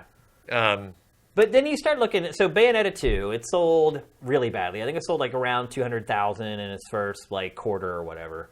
And there were 10 or 11 million Wii U's out there. That's not a great attach rate for that game. Yeah. Do you think that changes because there's these new customers coming in that did not own the Wii U? And do you think that maybe that's something you release like 2 years from now when you have a big group of people who are owning Switch that didn't own the Wii U? Do you think putting it out by the end of the year is a good idea? Yeah, that depends. Like, who are you making happier, Bayonetta 2 fans or Switch fans, by having Bayonetta 2 on there? Is it something that, the fans are going to appreciate going through and playing it again, and maybe even like, it's one thing if you go over to a friend's house and say, like, Bayonetta 2 is really great, you should check it out. They're like, okay, and you go, here it is. Like, literally, you can play it right now. Right. That's a big sell, or is that something that's... does it need to be big? Like, am I releasing this, saying that, like, we can pad out our library, or it's like, no, I really want, Switch numbers to go up the month that Bayonetta 2 comes out? Because, I don't see that happening. Yeah, I don't either. I don't see that changing. Oh, well, now I'll get the Switch. Right. This is something where it's like, okay, like you were saying earlier, I finished Zelda, now what? Oh, yeah, I never played Bayonetta 2. And maybe at the time in the current climate when there's lots of other games and this new game just came out. But like, my one friend will not shut up about Bayonetta 2. And it's been so many years later that like maybe now's the time. Bayonetta 2 coming out on PS4, Xbox One, or PC, that would be a big deal. Sure. They would sell a metric ton of those games. I just don't see anyone jumping ship and getting a Switch specifically for this game. And then yesterday or the day before, Platinum starts hinting that the wonderful 101 may be coming to Switch. Did you play that game? I didn't. I'm familiar with the game. I can picture it in my mind, but I never played it. It's mind-boggling, one, that game was ever greenlit. It's just insane. It sold even worse on Wii U than Bayonetta 2 did. That one, to me, is a real head-scratcher. Like, just the time that even if it is a fairly easy process of 6 months or 8 months or whatever, and I get Nintendo's trying to bolster exclusive software for Switch, and the game actually is pretty good. That's the crazy part about it. It looks really weird. I mean, unusual. There's no game like it. There is no other game like it, but I think it didn't resonate with the people who own the Wii U, which makes me think it probably won't resonate with Switch owners that much either. And I'm less optimistic that will have any relevance when it comes out. All it's going to do is cheapen my copy of the wonderful 101 for Wii U. Because once they reissue it, the value of that game is already pretty high. Well, it's weird. Like, I see people hyping Neo Geo releases on Switch. That they're like, I guess there's like a specific day that they announce new Neo Geo stuff. Yeah. That's how somebody on Twitter was like, woohoo, more Neo Geo stuff. And it's like, okay, is this guy just a huge Neo Geo fan, or is there that little... Well, one thing I will say about Neo Geo... Those few options available on Switch right now. That's part of it. But the other thing I would say is that Neo Geo is kind of this like golden unicorn, because like back in the day, like I remember Jeff Gerst when I worked at GameSpot, we would go to Japan for Tokyo Game Show or whatever, and each game for Neo Geo would cost like $400 or $500. And so it's become like this rarefied beast that a lot of people have not been able to play its games because they couldn't afford it. Right. And so I do think that Neo Geo in general kind of has this mythical status in gaming that maybe a lot of the other old school games don't have because they were always inaccessible and hard to ever play. And so I can kind of see why some people get excited over that stuff. I think people are just really antsy to get to play older games on Switch. Period. I mean, you can see it with the frothing demand for the Virtual Console for it. Like, I really don't care that much about the Virtual Console because I've played all those games. I've played them when they came out, and then I probably bought them again on Wii, and then I bought maybe a couple more again for the third time on the Wii, and then I bought some of them on 3. Like, it's like this, just the same games being recycled. I can understand why younger players are like, damn right, get that Virtual Console going. But for someone who's actually been playing games all this time and played them all, I just don't have the time to play old games, I think, is what it is. Sure. So, like, I look at the Virtual Console on Wii. I had it loaded with games I bought. I much hardly ever played them. A lot of my Virtual Console games I got on my 3DS, I play them for, like, an hour. Like, that was great. I remember that. Never play it again. Like, so I think it depends on kind of where you are in your life cycle, so to speak, on how important these kind of older games are to you. Me, personally, it's like, I can't spend time playing an older game because I need to play something new so that I can talk about it on GameFace or cover it on Sifted. So, and I'm sure you're in the same boat. We have been for a long time. It's like, it's hard to dedicate time to older games when you need to keep talking about the new ones. So, I don't know. I admire Nintendo is trying to convince these publishers, even if they're old games, to get more games on Switch, because I think that's really important. And as we mentioned earlier, it could end up being an Achilles heel for Switch a year from now or something like that. So, I'm not going to bemoan them for doing it. Do I think it's a good use of their time? Yeah. I just, in my line of work, new games just come flying at me in a million miles an hour. So it's like, it's rare that I go into like the store on my PS4 and just browse. Right. You know, it's like, what are the deals today? Yeah, the next 10 games I'm playing are lined up.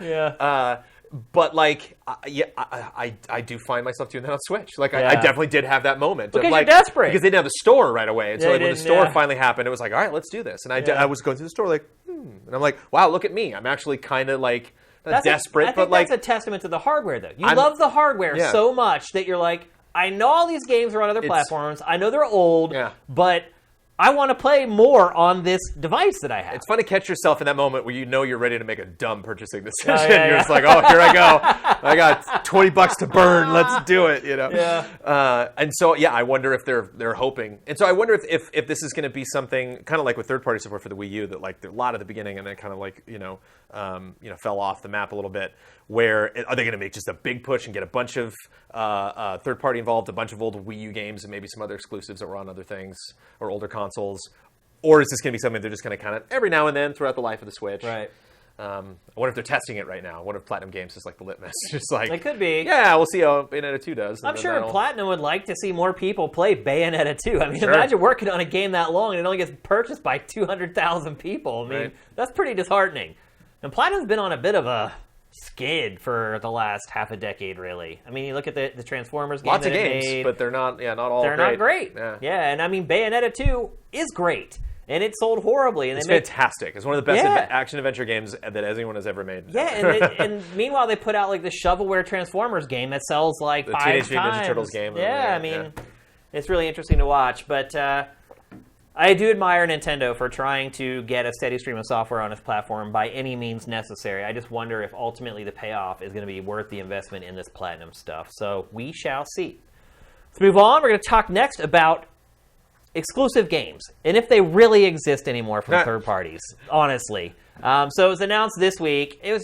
We've known this for forever, but it was reconfirmed or firmed up that Cuphead is going to remain an Xbox One exclusive.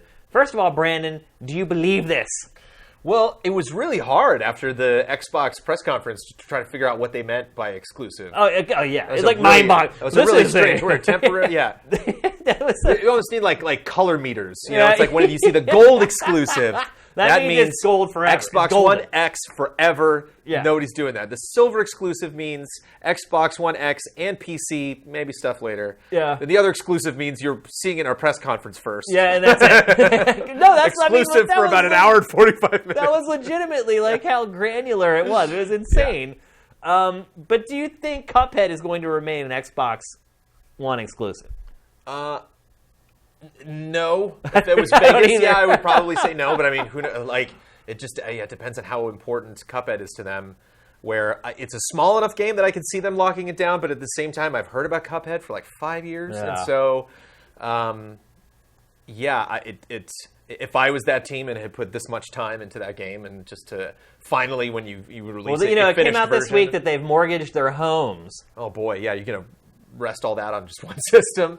Well, I mean, look, Microsoft, especially a system that has recently been touting its our hardware prowess that I'm not seeing, at all in this game. Maybe frame rate, I think, is like the major thing that you want to make sure you don't lose in this game. But it's a pretty game, but it's just not, it's not Anthem levels. Pushing hardware, but yeah, I mean, they mortgaged the game. They said that basically what happened was they show the game. This game has been, like you said, 5 years. Yeah. Before Sifted launched, this game had already been announced and shown. The thing that's so funny is this game sold me on 2 seconds of gameplay because it was in a montage of something they showed. Yeah. And I remember to bring up Ryan Stevens again, was like, what the hell was that? And I was like, what? And he's like, look, watch these 2 seconds of this game again. We were like, that looks great. And then everything I've seen since is like, great. Yeah, that's awesome still. Okay, cool. But I think what happened was, like, when it was first shown, like, it exploded. Obviously it caught Ryan's eye. Yeah. And I think it ultimately has become a far more ambitious and bigger game than they originally envisioned. And I think once they realized that the concept and the look of the game had hooked people, they're like, okay, well, what we were making probably isn't worthy of how much hype this game is getting, so we need to go back to the drawing board and beef it out a little bit. And I think that's what's happened. I think that's why they mortgaged their homes. And I think Microsoft probably stepped in and said, hey, like, that's great that you did that, but here's $20 million. Like, only put it out for our platform. But generally, that only gets you so far. Usually when a platform holder pays a developer to create an exclusive for them, it's timed. I mean, usually almost 90% of the time, it's a timed exclusive. Like, I still think someday we may see Bloodborne, like, on another platform. Like, And it's been 3 years since that came out. And I still think, ultimately, that game may come to PC someday, which I guess maybe, at the very least, with PlayStation Now, you'll be able to play it on PC eventually. PS4 games just launched on PlayStation Now, which blows my mind. You can now play PlayStation 4 games on PC. Think about that. And I think this game will be no different. I think probably a year exclusive on Xbox platforms or whatever, and then I wouldn't be shocked if it ends up coming out on other platforms ultimately. I think really the only games that end up being exclusive forever are straight up first party games. If you make it, you have control of it ultimately. Because to pay someone for an infinite exclusive, like, how do you even put a price on that? Yeah. Like, if you're the studio making Cuphead, how much do you ask Microsoft for to say this game forever is going to be... I mean, look at what happened with Tomb Raider. Tomb Raider, everyone thought that was going to be exclusive. It ended up coming out a year later on PlayStation 4. Like, I just don't see it ever happening unless it is straight up first-party content. To me, that's the only way I ever believe that a game is exclusive forever. Well, I think what's interesting is why Microsoft doubled down on Cuphead. Why they didn't just kind of let it slip and realize, like, okay, like, why... They reinvested and kind of came back. We're like, no. We really want to alert people that this is exclusive to the system. I wonder if they're kind of stepping away from like the Battlefield, Gears of War mentality, the Call of Duty. The I don't think by choice. The rough and tough, because seeing, I can't even remember what it was called, but the sequel to Lucky's Tale. It was Super Lucky's Tale. Super Lucky's Tale. That's what it is. I thought it was... I had to leave because I went to go to an EA appointment, so I had to leave the Microsoft press conference early. Yeah. So I'm like in the back, like walking around by the bathrooms and just kind of squinting, like, is that Conker? Like, what am I... Like, no, at first it looked like Conker. Yeah. Because I thought it was like... At first when I saw that, I was like, oh my god, they revived Conker's 12 Tales. Because Conker, when it was first announced and shown, was a kid's game. That's right. And then they ended up warping it into what it became. And the first, 20 seconds that we sat here when we were watching the press conference live, and Matt was here, and I'm like, oh my god, did they, revive Conker's 12 Tales? And he's like, no. He's like, that's a fox. And I was like, it looks like a squirrel to me, damn it. And it turned out it was, the sequel to a VR game. Right, Lucky's Tale was an Oculus exclusive first.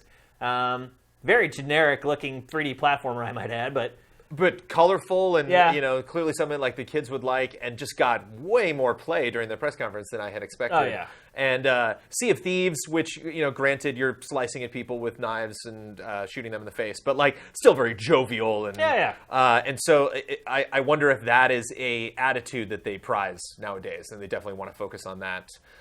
Whether that's going to translate in sales or whether they expect it to, game sales, I don't know. But just to have this image that Xbox is fun, to maybe counter the hardware, because to show off the hardware, you don't show a Cuphead, you don't show Sea of Thieves, you don't show that. Although the water in Sea of Thieves looks amazing, better than I thought it would. It's incredible. It's mind-blowing how good it looks. Visuals in that game are interesting because there's some things like that that are like, oh, that's gorgeous. And then some things you're like, that's a cartoon, but that's gorgeous. And then this is photorealistic water, and then there's this cartoon dude that walks in front of it. You're like, what the hell's going on? It is a very odd art style for that game. But so what if just a Cuphead is a nice balance to just everything they do in their portfolio? Again, that 3 seconds of a montage that reminds you, oh yeah, they got a lot of diversity there in the Microsoft camp. Going back to what you were saying, though, I don't know if the switch in tone was by choice, because Microsoft used to sign all the deals with the Activisions for Call of Duty and Destiny and stuff like that. It used to get the DLC map packs first. Yep. And those games used to be shown at Microsoft's press conference. I mean, it can't show that stuff anymore, and it has to show something. So I'm just wondering if, because Sony has kind of taken all those timed exclusives away as far as DLC is concerned, and because all that stuff's getting debuted with Sony now, if Microsoft was just kind of forced to start showing this wider palette of games. Yeah. But do you agree with me that unless it's first party, no exclusives aren't really exclusives? Yeah, especially if they're coming out to be like, just to remind everybody, this is exclusive. It sounds like, okay, it sounds like it might be a temporary thing, because it means more to you that they know it this year specifically. Right. Leading up to launch, that you're going to want to buy it now on the Xbox. You think Cuphead's going to be delayed again? Oh, gosh, I hope not. I need to. Yeah, it's hard to bet against that. I mean, it's been delayed 3 times now, and that game needs some good old fan feedback. That game's hard as balls, by the way. Have you played it yet? Yeah. Well, I hope that translates in people being excited and watching people play the game well on streaming and stuff like that. I just want that game to do well. Yeah, I do too. I mean, it's so unusual, and it just celebrates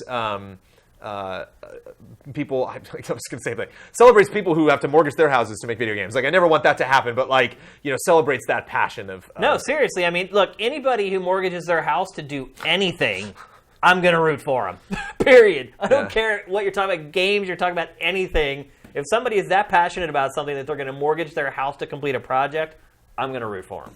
Bottom line. And it's one of those things that would lead to conversations, kids playing like, this art style is really interesting. This is a new thing. You're like, well, it's not a new thing, actually. Right. Yeah. Like, these are the cartoons I watched when I was a kid. Yeah. If you have kids that are like kind of curious to dig up old cartoons and stuff, it's like win-win. I think they'd also be shocked at some of the things that happen in those cartoons. Exactly. You could see Mickey Mouse doing some crazy stuff. Before the phrase political correctness even existed, things have changed a lot. So, all right, let's move on. We're going to talk next about Crash Bandicoot. I have been on this show for the last several weeks talking about how I'm not a fan of Crash Bandicoot whatsoever. All right. I played the games when they came out. I thought they were not good. This week, it was revealed that Crash Bandicoot in the UK sold extraordinarily well, like crazy well. It sold better in its first week than Horizon Zero Dawn. Wow.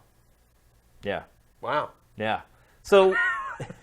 Isn't that crazy? Yeah, that is. So what I wanted to... So I don't want to spend all this time bashing Crash. I don't know if you're a Crash fan or not, but I am not.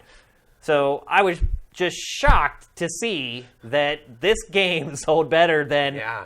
I think we can all agree that Horizon Zero Dawn is the better game, of course, by several magnitudes. Even with all of the remastering that they've done, yes. and new modes, new characters. I think even people who are fans of Crash would admit that Horizon's the better game overall. And look, a game's quality is no guarantee of sales whatsoever.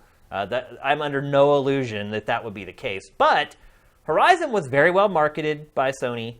Everyone knew about the game. I think what this shows, and what I want to discuss with this topic, is the power of nostalgia. Oh, yeah. It's a commodity. It is. It's a currency, yeah. I mean, it's directly translated into real currency in this case. How important do you think it is? It's important. So much so that I think some mistakes that Sony has made have actually worked well in their favor, because like they came out on one of the best press conferences I've seen in recent E3 years. Their big like God of War opening, Bear McCreary, with the orchestra, just that incredible show. Yeah. Sean comes out with Crash behind him. And I think that was actually kind of a mistake to like introduce the Crash before he started talking. Yeah. Because he came out and Crash was behind him. People were like, oh, they're doing it. It's a new game. Oh my goodness, this is going to be the best. What is he going to announce? And he's like, he's in Skylanders. And people were like, yeah, we knew that. And we're remastering the first 3 games. People were like, oh. And so I think that... No, people still freaked out and stood up and cheered. And they did, yeah. But I think there was that confusion about like, okay, what's he about to announce? And I think that kind of fed he had worn into the this T-shirt desire. the year before, right? Right. Yeah. And so I think that kind of fed into the desire, which as much as people like this game, they still want just a brand new Crash experience. They still want to like, either get a brand new thing, kind of like a Sonic Mania, where it's like plays the same, like the old games. There's just more of it, and maybe we can throw in like a new idea here or there, or like drastically Mario 64, like completely just shake up like what it means to be Crash. And I wonder if people are so excited about that this is kind of like a middle ground. It is cheap. I think it's $39, $40, something like that, or is it $30? I do not know. I can't remember. It's cheap though. It's a good deal. I mean, if you even vaguely like the game. I think it might be 40. Are you surprised though that think back to that press conference when they announced it. All the people that are standing up and cheering, they were in their like early 20s. I mean, these games were released like the year they were born. Yeah. So are you surprised that people who are so young have so much nostalgia for this franchise? And I mean, and extrapolate that across the entire industry with any franchise. Is it surprising to you that some of these franchises that are being revived, that the young people are so enthusiastic about them being revived, even though they weren't kind of there in their glory days? I think there is a lot about Crash that the younger set can identify with now. I think he is kind of like the underdog, in a lot of sense. Obviously, his character, he's a little, less. He's insane, literally, So like little. little less put together than a Mario or a Sega. Somebody you wouldn't expect to kind of push front and center as like your mascot. Right. And I like Crash as a character, though. Yeah, he's a funny character. He's got a good attitude. I just don't like his games. And so far. What's interesting now, actually, that a lot of people are noticing is the difficulty. Yeah. And I'm surprised that that's something that people weren't more aware of, or that they weren't kind of playing into his popularity. That people were like, no, I'm excited about this. But I think a lot of these people, the only Crash they ever played was that little segment in Uncharted 4. Right. And that was enough to remind me that I wanted no part of N-Scene Trilogy. But I just think there's something about this character who kind of played against your typical rules of how you were supposed to advertise a game and how you were supposed to act in commercials. And he's very antagonistic. How seriously you're supposed to take a narrative in a platforming game. Yeah. And I think that just kind of speaks to people in a weird way, just because he doesn't take himself that seriously, and I think he kind of represents that. I wouldn't go so far as to call it like an anti-establishment thing, because it is Sony that's hawking it, but it's just silly. It's bizarre. He's just a strange character that does not take the industry seriously, doesn't take his own franchise seriously, and I think that. How much of it do you think is that the fact that no matter how young or old you are, you know that Crash was Sony's first ever mascot? Are you surprised that people know that, or do you think a lot of people don't? How much do you think it plays into the support of the game, that people know, no matter how old or young they are, that Crash is Sony's first Mario? I mean, he was the first character that they promoted as a PlayStation-branded character. I don't know if that specific nostalgia, because I think a lot of people... if you're like us and you come from that era, it's like everybody had their own there was like Gex and so but I mean, he was the mascot for PlayStation. Right. I mean, he went outside Nintendo's headquarters with a bullhorn and called Mario out. Yeah. And, I mean, he was, and look, fanboyism isn't a new phenomenon. I mean, it was alive and well during the Sega versus Nintendo. It was alive and well with the N64 versus the PlayStation. Like, these are kind of the characters that fanboys, quote unquote, tend to resonate with and look at and say, that's my guy, that's our soldier in the battle, so to speak. Do you think that any of that has anything to do with how well this game's being received right now? That it's that if you are the Sony party, that this is kind of your rallying cry. Yeah. And I wonder if it also is too, that, I mean, it's pretty clear with, I think obviously this game was in development when they made the deal to put Crash in Skylanders, and that came from Spyro, and Spyro and Crash have had collaborations before. Well, the first Skylanders was a Spyro game. Correct, it's Skylanders, Spyro's Adventure, or something like that. So it's interesting to see him on the show now. They have their Netflix show. It's like, Spyro's back. Yep. But so it made sense to me when I first heard it. People were like, I think they're going to make a new Crash Bandicoot. And it's like, I doubt that. Yeah. But then he showed up in Skylanders, and I was like, oh, maybe they are. And then, Sean comes out on stage, and it's like, are they going to announce it here now? And they're like, we're going to remaster. And I'm like, I get it. So they'll kind of check, like, we don't really know if he's still famous or still popular. And so I wonder if a lot of fans also see this as an investment in that game. That this has got to do well, because because Sony's testing me right now. If nobody runs out and buys this game, then for sure nobody's going to buy a new one. Well, I believe Sony actually did that dog whistling all on its own. I think it came out and said, hey, we're looking at how N-Scene Trilogy does to decide what the future of the franchise, or at least I think Activision came out and said that. And I think also that this isn't exclusive for good either. I think it's only a year exclusivity. Oh, okay. Yeah. So another case where... I can see it coming to Switch before it comes to the Xbox. I mean, it'll probably come to both in a year or whatever, especially after how well it's selling. So, so it's interesting to kind of look at that quotient of nostalgia versus quality. Yeah. Because you have Horizon Zero Dawn, one of the very best games released this year, that sold great. Yeah. But then you have this other game that, just because it's Crash Bandicoot and it's kind of a Renaissance type deal, that is selling, at least in the UK, is selling better than Horizon. I mean, it'll be interesting to see if it actually has legs, and if it's not just kind of like that knee-jerk fan reaction and everyone's picking it up, or if it's the price. I mean, that's another kind of wild card that you can factor into this. But it's very interesting to see the power of IP. Yeah. Because that's really what it is.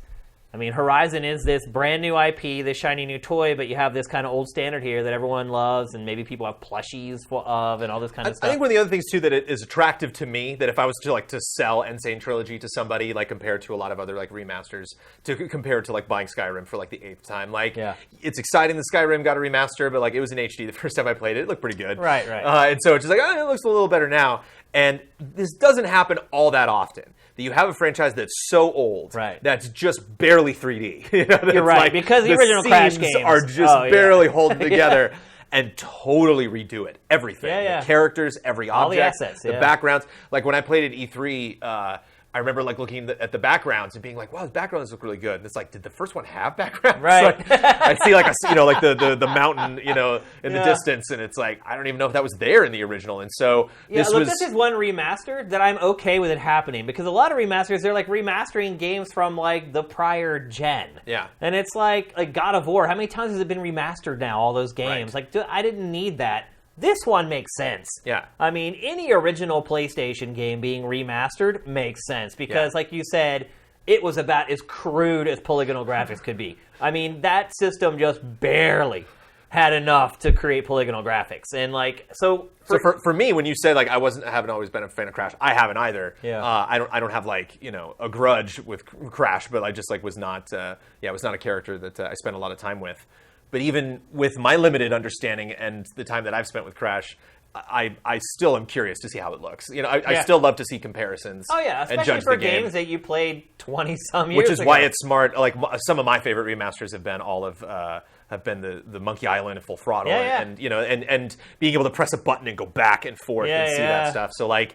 Even if I like that game and maybe I'll play through it, but that difference I got to see that. Yeah. And there's just not a lot of remaster talk this year, so this is kind of one of the most exciting ones this year. So, but still, those numbers are crazy. It is insane. It is. Congratulations, though. Yeah. Obviously, the Activision and Sony tapped into something that I was not even aware existed, which is a crazy affinity for Crash Bandicoot. Like I really just didn't think it was there. I figured most of the people who are big fans of Crash probably are like in their 50s and like don't even play games anymore, but.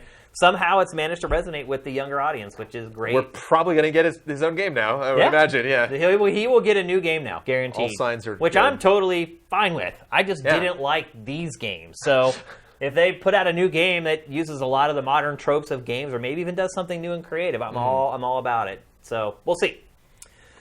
All right, let's move on. We're going to talk next about something that Michael Pachter has been talking about on Pachter Factor since the show launched.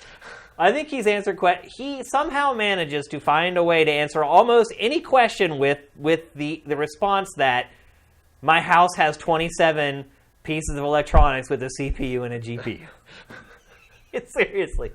He somehow, like, you could ask him a question about, like, anything, and he'll be like, well, I have 27 CPU and GPUs in my house. And, he's right, because that's exactly what's happening right now. Yeah. So this week, it was announced that Samsung is making TVs that have Steam Link built into them. So if you have a PC sitting in your back bedroom, and you have this Samsung TV, and it's wired into your network of your home or your apartment, you can now play Steam games on your TV with just a controller plugged into the USB port. And Pachter, people always ask him, when are consoles going away? And I think as the year changes, like almost every time he answers it. But he's been right. He was right. This is exactly what's happening. Within like the next couple of months when these TVs launch, you'll be able to play PC games on your TV without having any console, any dongle, anything. The technology is just built into the Samsung TVs to go on the network, find your PC wherever it is on your network, and just start streaming games from Steam to your television. What do you think about that? It's pretty crazy. For me, it's crazy tech-wise. It's tough for me to get in the consumer perspective, and because again, it's like if you have a whole PC lying around, and I'm just like trying to get into the head of that person, right? Like plays PC games maybe, but hasn't really. But does have the PC lying, or is this like an old PC that they're not using? Like, well, it's still dependent upon whatever hardware is in your PC. So if you have an old shaggy PC, you're only going to be able to play indie games probably. Right. But if you have a beastly PC that can play 4K games, do you care about playing PC games on your television? I do. I definitely do. Okay. Yeah. Do you not? Well, it's like I can just plug Some an games HDMI don't cable work. out of my PC and I'm doing it. So I don't. Wait, you have your PC sitting in your living room, is what you're saying? Well, my PC's in the studio. Yeah, so it's like it's so you right. don't play games in your living room, by. like on a couch or anything. Well, you have a couch in your garage, so. Right. But yeah, I got Think the about couch the in average studio. person. The average person has a living room where they play console games with their TV and their consoles, and then if they have a gaming PC, it's generally in another room somewhere where they go to play their PC games. And I'm like that. My PC's back in a back bedroom. I play all my console games, unless I'm recording or whatever. I play all my console games in the living room. When I go to play a PC game, I saunter on back to the back bedroom, and I sit in an office chair, and I play games that way. And to me, yes, for a lot of PC games, I would much rather play them sitting on the couch with a controller. Sure. Some genres obviously don't work. MOBAs are really tough. RTSs are really tough. Those, I feel like you're always going to kind of have to sit and play in a computer chair. But, I mean, that makes up a very small percentage of PC games these days. It used to make up a much bigger percentage, but now, not so much. It's like every game comes out for PC now that's on consoles, unless it's a first-party game. So, yeah, like I'm totally all about playing PC games on the couch. Because a lot of tech stuff that I get excited about, I definitely do hear in our community and others from the PC community, always this like kind of backlash where it's like, well, yeah, but PC's been doing that for years. It's like we're talking about the Switch earlier, and it's like, it's just really cool. I can take, it's like I have this tablet thingy with controllers on it. And it's like, well, they've been releasing peripherals for the iPad ever since it first came out, where you could do that, and so. Yeah, it's this to me that would seem that I'm kind of expecting that reaction or that commentary from PC people who are like, I am so into the PC that I have that set up. I have a super long HDMI cable that goes all the way from up to my living room. into the living room. Yeah, that like if it was that important enough to me, to have PC gaming fit my lifestyle that way, then I would make it happen. And so when I hear about things packaged into televisions, it seems more for like, hey, you're buying this TV, and so let's create this functionality for people that might not have thought about it before. And that's weird to me to imagine that gamer that will get that much of a benefit from it and yet hasn't already made it happen themselves already. Because that kind of, to me, is like the nature of the PC community. Well, one thing I will say is... I want to make my machine do this thing. Now I went and did it, and now it does the thing. One thing I will say is the Steam Link has had crazy sales in the last, 2 months. It's been down to, $19.99. Cool. Not something I've been following. Yeah, so to your point, if you're saying that most people who have PCs have already figured out a way to do it, in the last couple months, it's been relatively cheap to do it and not have to run that HDMI cable all the way out to their entertainment center or whatever. But still, I don't even know if this is necessarily for hardcore PC gamers, because I completely agree with you that PC gamers, I mean, they call themselves the master race for a reason. They're all about the PC, and I think they like sitting there using a mouse and a keyboard and sitting in a computer chair and having their surround sound set up around their computer chair. I think when Pachter talks about it, and when I'm talking about here, is the casual folks who maybe don't want to buy a console. They will find out the easiest way to play the newest games. They already have the PC that they use for whatever reason, although that is kind of dwindling as well. The average consumer doesn't really own PCs anymore because smartphones do so much. But that can change. And with the advent of the Steam Box and being able to buy a cheap PC in a shuttle case that can still play most of the modern games, but then also can still do word processing and graphics and video production and all that sort of thing, I do think there's kind of a market there for this. And still, even what we're talking about now with this new technology with Samsung, it's still not exactly what Pachter was talking about, because the CPU and the GPU still aren't, and I hate saying that, but still aren't in the TV. Yeah. It's still, there is another CPU and GPU somewhere else, and that whatever that is creating is just being streamed into the television. So it's still not the Pachter future that he's been talking about. There's quality issues, latency issues potentially, streaming games is not something, from the hardcore set that I hear spoken of very favorably. Right. Yeah, I don't think it's for them, and I would never think that they would jump on board with this. You're right. They'll hardwire that sucker all the way out to their TV if they want to. They're not going. I think maybe that's why Steam Link is so cheap and why it's been discounted so much, because the PC hardcore gamers are like, screw that. Right. I'm not going to send. But that does seem like a good parent gift. That's like a great dad's birthday. We're just like, you're always playing, Dad, you're always playing Portal on your PC, but now you can play it on the TV. And oh, thanks, son. I mean, to me, that's a huge bonus. Being able to kick my feet up and play on a couch. Right. But to me, it with gaming, it always depends on the game. Like I rarely find myself in a setting and be like, I could play anything here. It's always like, no, there's usually a very specific type of game I'm going to play. Either like I found a way to play games and I want to find games that are right for that, or I like a game and I want to try to play it in many places that I can. But it's rare that like I'll be sitting on the couch and just be like, I want more stuff here, because usually like I could take my Switch and bring it here, or I can I'm totally happy playing many games on my phone. The other thing I would say too, though, is that PC gaming is much cheaper.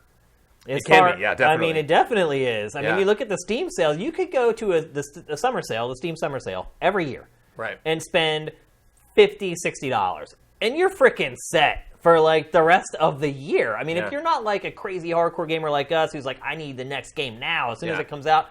If you just love games and you're like, I play an hour or two a night, kick my feet up after a long day at work, like this setup could be everything you ever need. $50 Steam gift card is great. I mean, that would set you up for like a year's worth of gaming. Yeah. Like, I mean, or just wait for a good sale and just if you just wait for the big Steam sales, like where you literally can buy bundles of games for $15. You have 20 brand new games, like, So it's cool. It's neat. It's super neat tech, but to me it fits more into the convenience area. To me, it fits more into someone came into a store to buy a TV, and I'm selling them that this could give more value to something you own already, and not necessarily I went to that store to begin with to get that Steam thing. I heard about. For sure. You know what I mean? Oh, without a doubt. But do you not think that it gives Samsung a leg up on selling TVs? Because I don't own a 4K TV yet. If I worked at a Best Buy, I could sell this hard. Like I could definitely. Yeah, for sure. Like I don't own a 4K TV. I mean, the one behind me in the office is a 4K TV, but at home I don't have one. So I'm getting to that point now where I'm at least starting to think about, I have this 1080p plasma I've been using. Maybe it's time to upgrade to 4K. And for me, absolutely, it makes me look more closely at a Samsung television. Absolutely. There you go. Like if I'm looking at a Panasonic and a Samsung, and I'm like, well, the quality seems to be about the same. Yep. I'm buying the freaking Samsung. I totally am buying it. Like, I have so many games. Honestly, I have so many games that I've bought on Steam sales that I've never even opened. And I guarantee you, if I had a Samsung TV that popped up a little interface that showed me my huge library of Steam games, I would play them. Right. Because there's lots of times where I'm just sitting on a couch and like I end up like surfing YouTube or whatever. Like, would I rather play games? Like, you're right. It's not what gets you in the store, but it's what makes you walk out with the Samsung TV instead of some other brand, I think is a good way to put it. It's something I'm going to buy to fit my lifestyle. I'm not necessarily going to change my lifestyle because this new thing came out, which is going to, But I think it could change the lifestyle of more casual players, absolutely. Yeah, I think that's those people in the middle. Yeah. Like, I don't play PC games anymore because I don't really care. I play PC games a lot, leave me alone. Like, right in the middle. Yeah.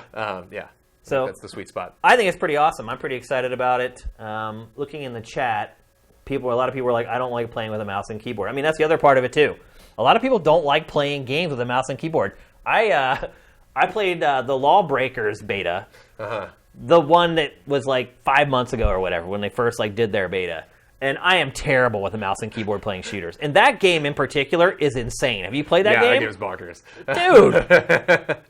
Man, I love Rohan, but that game is so complicated, man. Playing it on PC, it's like hit tab to look behind you, and you have to look behind you. On a keyboard, Dude, it was crazy. E3 I played on PS4, and I think I just naturally got the controls a little bit better. Yeah. I mean, look, I get it. The depth, you want it there, especially if you're trying to build like an esports environment around a shooter. Yeah. You want it to be complicated, because the more complicated it is, the easier it is to separate the good from the bad, and the good from the great, and the great from the amazing.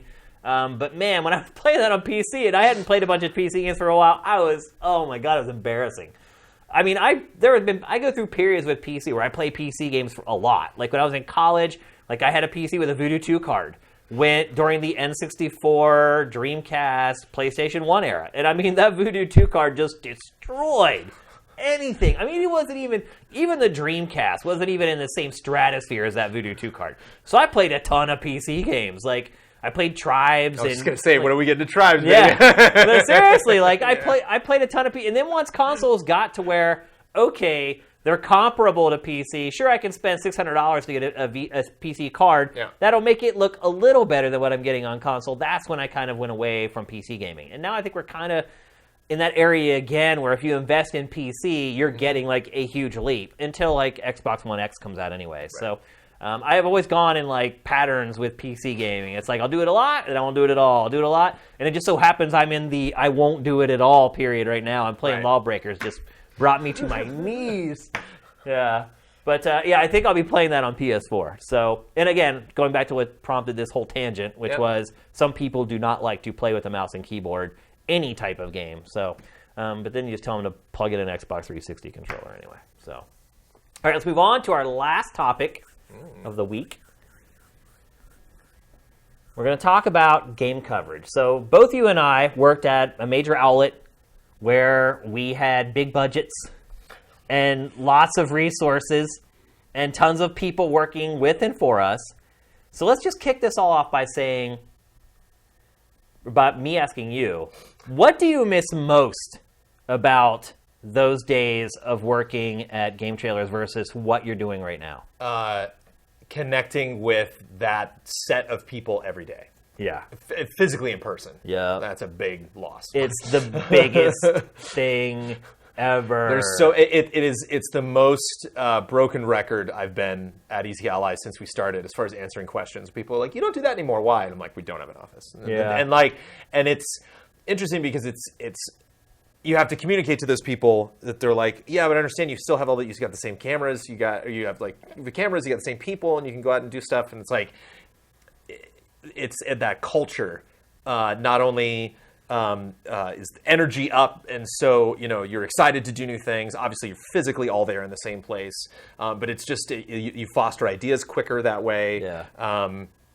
A lot of times when things that now would be like a multi-day process to realize, like, okay, because sometimes we'll go to previews and stuff and like we think, well, we'll maybe stream this game and that's really all the coverage that we're going to do. Yeah. But then sometimes it's like, no, we finished the game. Like Horizon, actually, we did a spoiler mode where like this plot was so interesting, we got to sit down and talk about that. And we're not going to do that for every game, but it takes a couple days or weeks to realize, okay, yeah, we should make that video. Yeah. Whereas like back in the day, hey, you want to do just real quick, 5 minutes? Can we just do it? And we would just do it. Yeah. And so to miss those kind of like knee jerk shoots, just that kind of like drop of a hat stuff. Yeah, I miss the working together on stuff is what I miss the most. Like I work from home a lot, and it's so funny. I think everyone that works a job at a corporation where they're around a bunch of people and they have a jerk boss or whatever, I think everyone dreams of working from home. Mm-hmm. And when I first started it, I was like, wow, this is kind of cool. Yeah. Like, I don't have to eat just at lunch. Yeah. It's like if I get hungry. What day is it? Yeah, it's like if I get hungry, I just walk to the refrigerator and I eat something. Yeah. Like, and at first it's like this really alien, cool kind of thing.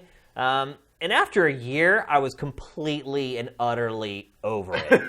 Working from home is so lonely. Yeah. It's like I'm still doing it now. I can't take it anymore. I've reached my breaking point. Like, you work at home by yourself. I don't know how much you work by yourself, but I'm guessing you probably go out to the garage and cut stuff or whatever, and it's just you. Yep. And at first, and my dog. Yeah. And at first, it's great, but after a while, you're just like, man, I would really love to bounce an idea off somebody. Yeah. The collaboration, the camaraderie, the feeling of whenever you work on something together and you think it's insane, and then it works. Just having someone to give a high five to, like. It's like I never anticipated. Well, just hearing stuff. Yeah, just having that ambient noise around you, or people just popping in. I'd hear a conversation go on for 20 minutes and then be like, all right, I get up and I'm going to go jump in. March and be like, look. I miss all of that. That is the biggest drawback to me of kind of this new games coverage that we're a part of right now. It's like a satellite. Everything's a satellite office, and you're working with these people. It's like, I want to see Sam. Like, Sam's a good dude. Right. Like, I love talking to Sam about sports and all this other stuff. It's like, we see each other when we record, and then that's it. Like, and Sam's smart, and he has great ideas, and I would love to collaborate with him on stuff, but it's just, like, not the way. That's what's really tough is we'll be like, okay, so we're going to shoot our tabletop, our, like, D&D show. We're like, we're going to shoot that, at 3 p.m., so everybody show up at 3 p.m., and it's like, you show up at 3 p.m. and then we'll all, shoot the shit for 3 minutes, and then we'll shoot 3:30, really, Yeah. And so it's tough to be, because it's like crack that whip and be like, okay, let's get to work, because it's like, I miss you guys. I want to talk about that stuff. Yeah. And we're talking on Slack all the time, but it's like, to have that. Well, the other thing too is if the other guys are working somewhere else where they're around other people, maybe they have a full-time job somewhere else. It's like they show up and they're like, let's get this done. Yeah. Because I already worked today and I need to get lunch or whatever. And you're like, no, let's hang out for a little bit. Yeah. Like, no, like the show's over and you're like, you want to blah, blah, blah. Like, it's really bizarre. And that's the part that I miss, the people, the face-to-face communication, the bouncing of ideas, the idea generation, and just coming up with like that spark and then have someone come over and go, and it goes, yeah. You're like, oh, wow. Yeah. Like, and just the feeling of just doing things together, like, that's what I miss the most. And it's, like, interesting, you look at Kind of Funny, like, they're different because they all live, like, together. Right. They're kind of, like, in this little fraternity where, like, they all kind of are around each other. And that could be bad, too, because you start to get on each other's nerves, and then it kind of the friend-work thing starts to cross the line. I think that's really, to me, the social part of it is the hardest part about doing this. But then there are the perks. It's like you can go and do, like, I need an oil change. It's like you go get the oil change. Like, so it gives you more flexibility. But I think after I've done it now for several years, like, I would trade all that stuff. And my wife, she works a normal job, comes home at like 7 or 8 o'clock. She wants to stay at home. Yeah. Because she was out all day. I'm like, I need to get the hell out of here. Like, I don't care where we go or what we do. Right. I just need to get out of this place for a little while. So you kind of have that juxtaposition, too. I mean, your wife is kind of on the same schedule as you, kind of the opposite, right? Because she works from home, and so we kind of, like, need to get away from each other. Every now and then, yeah. It's crazy. Let's talk about where you think everything is headed. Do you think we've already reached where everything is headed? Do you think that what we're seeing right now with kind of like these satellite workers, everyone working from home, the influencers, the YouTubers, and the Twitch streamers, do you think this is the final frontier, or do you think there's somewhere else to go? I think we're starting to see it right now. I think it's tricky because one of the things that we had to establish really early on was that, like, I don't want Easy Allies to be game trailers. I don't want people to be thinking, I don't want you to have, like, all of those expectations. Have those expectations regarding us and what you like about us and maybe things personally that we've done and what we're capable of doing. But, like, I don't want you to just constantly be asking, like, where are all these things because you were able to deliver that stuff before. And so it was interesting kind of stepping back and looking at, like, what is this? What are we creating here? And so, like I said earlier, like, the community became such a big part of that. And that changed so much from what I did previously. And so we talked a little about production values. And so, like, we would have, we wouldn't even think of doing something before we didn't have a graphics package, And so now, I'm like, I'll literally, like, be just about to export it. And it's like, I don't have a title. Oh, shit. I know, it started like that. Like, when we first started, we were like, we have to have a graphics package for every show we do. Yeah. Now it's just like, they're so expensive. Yeah. I mean, that's the other part of it, too, is, like, spending your own money on everything. Yeah. That changes everything. It changes how you look at what you're going to do, how you're going to do it, when you're going to do it. Like, when we first started, it's like, we need a graphics package. I tried to just basically do what we did at game trailers. After a while, you realize, one, a lot of people don't care. Right. And two, it doesn't really make the content any better. It just makes it look more professional. And three, there's kind of been a turning away of the more polished, professional-looking stuff. Like, it doesn't really resonate the way that it used to. Right. And I don't think people necessarily look at it as, like, something that separates good content from bad content anymore. Yeah. It's really about the people and what the people are saying. Well, look at it's why I'm so fascinated with press conferences, is because, like, what is your favorite moment from? Obviously, your favorite moment is that game you didn't know was going to be announced, and it got announced, and that's awesome, But, like, when you're the stuff that is not concerning stuff that you're directly excited about or anticipating, it's like, is it the exec coming out on stage, the big music swell and the light changing and just like, hi, we here at Ubisoft, blah, blah, blah. Or is it like, here's Just Dance. Or is it them announcing a way out and was it Joseph, like, coming on a stage and forgetting his name and being like, what's happening? And you're like, and it's like, and you don't always want things to go wrong, but, like, it's an interesting industry where we have these press conferences, we have these moments where it's like, all of a sudden, you're a human being, and it comes and goes, like, in a flash, and then, okay, now we're back to this, like, hard corporate structure. And so I think one of the things that's really excited me a lot, and is something that I feel that we're good at, and I think is a strength that you do need to have, regardless of what type of entertainment you're doing, is live. To me, that's like the ultimate thing that you can't fake. You have to be good at. There's no cutting it up. Communicating to an audience. You have to be good at keeping a conversation going. You have to find this weird middle ground between presenter and fan and enthusiast, but also host. Yeah, for sure. And I think that's really what people are looking for. And so it's interesting, and even in the GT era, us hiring a lot of people that are like, "Hi, I'm a host," and you're like, "Cool." I don't identify with you at all. You could do anything. Like I could throw you any kind of script or put you in front of any kind of thing, and you could do it, and that's amazing. You like that is definitely its own skill. But I mean, it's more than reading this teleprompter. You got to have energy and enthusiasm. And so I think this kind of genuineness is something that is scary because from our perspective, we'll put, like I mentioned, 4 hours of building Gundams. Like, all right, that seems like the opposite of professionalism to me, or like something that we could like sell. Like, did I tell you what we're doing, Shane? We're building Gundams. It doesn't have that air of that, that we used to have at GT when we would announce things. It'd be a big deal, because we knew like big people were going to be associated with it. We spent a lot of time and a lot of money on it. Yeah, and the production is going to be like really slick, and you're going to invest in some camera that's specifically made to show stuff being built on a tabletop. And and so I think that's the thing that excites me. That is that the people that are rising to the top are people that communicate very well, connect with their audience really well, are very personable, and as I'm finding as I'm going out into meeting these events, are the same exact person that you meet in person. I remember when I met the Angry Video Game Nerd for the first time when I met James, and I was like, "Here we go, I'm gonna meet the nerd," and I went up and he was like, "Hi," and he was just like, "Hi." Hi. Well, he was really a nerd. Yeah. Awkward, socially awkward. It's like, wow, Whereas like you meet the Screw Attack guys or the Game Attack guys now, and like that's them. That's who they are top to bottom. Meet Greg Miller, that is him. That's great. And so I think that those are the people that are finding success now, is those people that can manage that. They can be themselves on camera, but still be professional, still allow for crazy things to happen, but still do the correct amount of planning beforehand. It's a weird mix. Yep. So I don't know if you saw, but this week Glixel was dissolved. Mm-hmm. Our old reviews editor at GT, Miguel Lopez, was working there, and he was laid off again.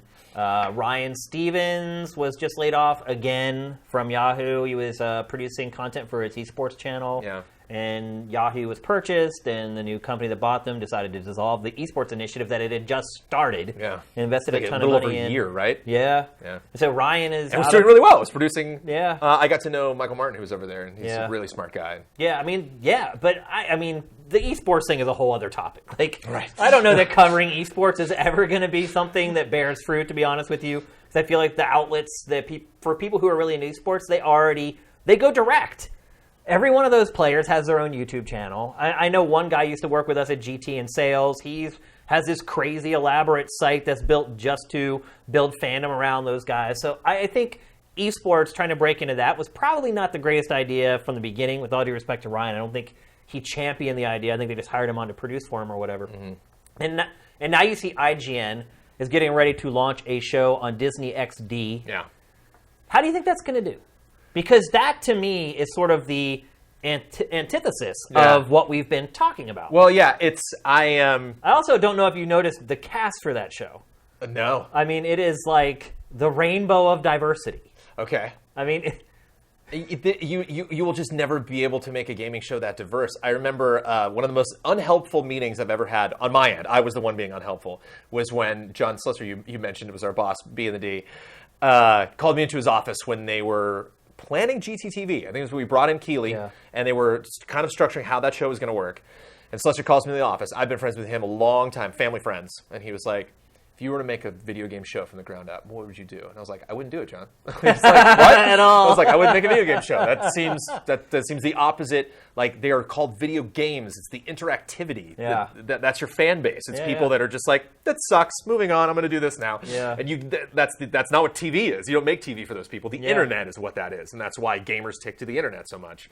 That's why when you go to any kind of talkback thing anywhere on the internet, there's going to be a gamer in there at some point. Well, I mean, the only successful video game show very ever savvy to the medium was the most different video game show ever, which is X-Play. Because we did sketch comedy. Yeah. And we just did something completely different. And it wasn't just, hey, here's IGN.com or GameTrailers.com, but on TV. Right. And that's what GTTV was. It appears to be that, I don't know, we haven't seen an episode yet, but it appears that that's what IGN show is going to be.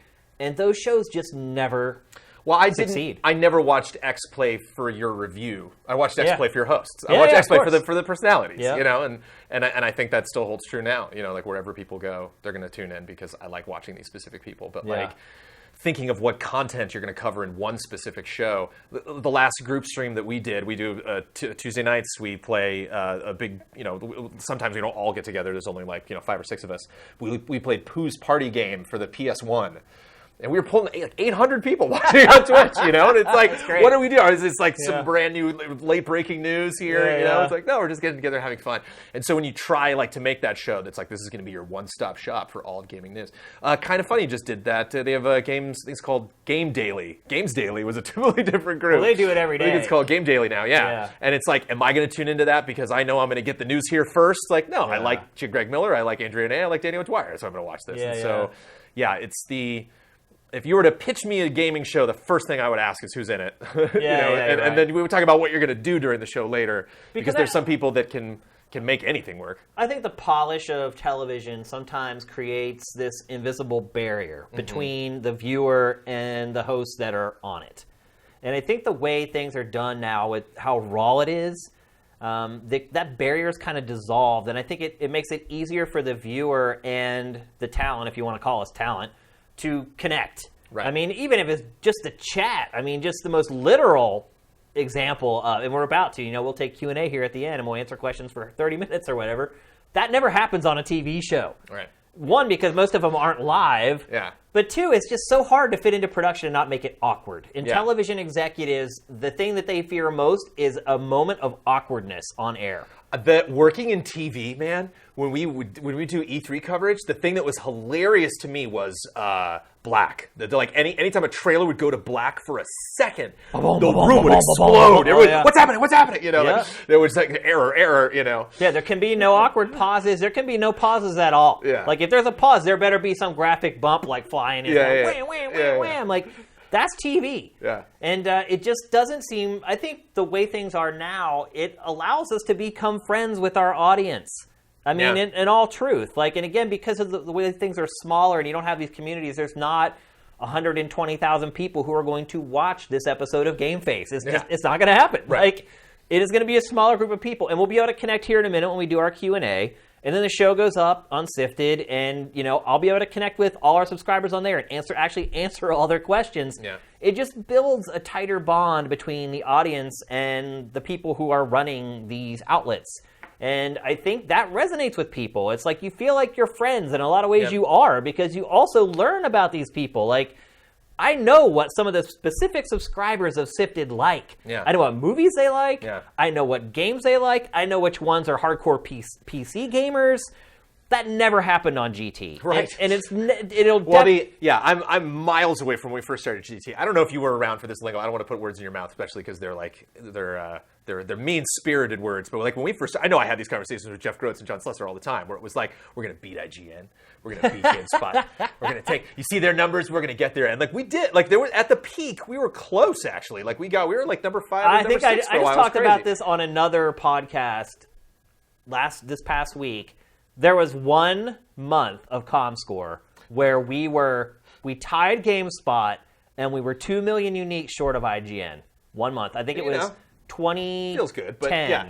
But no, that was a goal. I mean, you need. That was everything. I mean, that wasn't just like a goal. I mean, this makes it sound like I have other goals. It's like, especially when I got bumped up to be EIC of game trailers, like that was everything. So like when we were thinking of doing a show, it was, okay, this has to be big. Somebody would pitch a show and it's like, great idea. Fans would love that. Not going to do it because it's not going to earn. Yeah. And like, okay, we're going to cancel this stuff.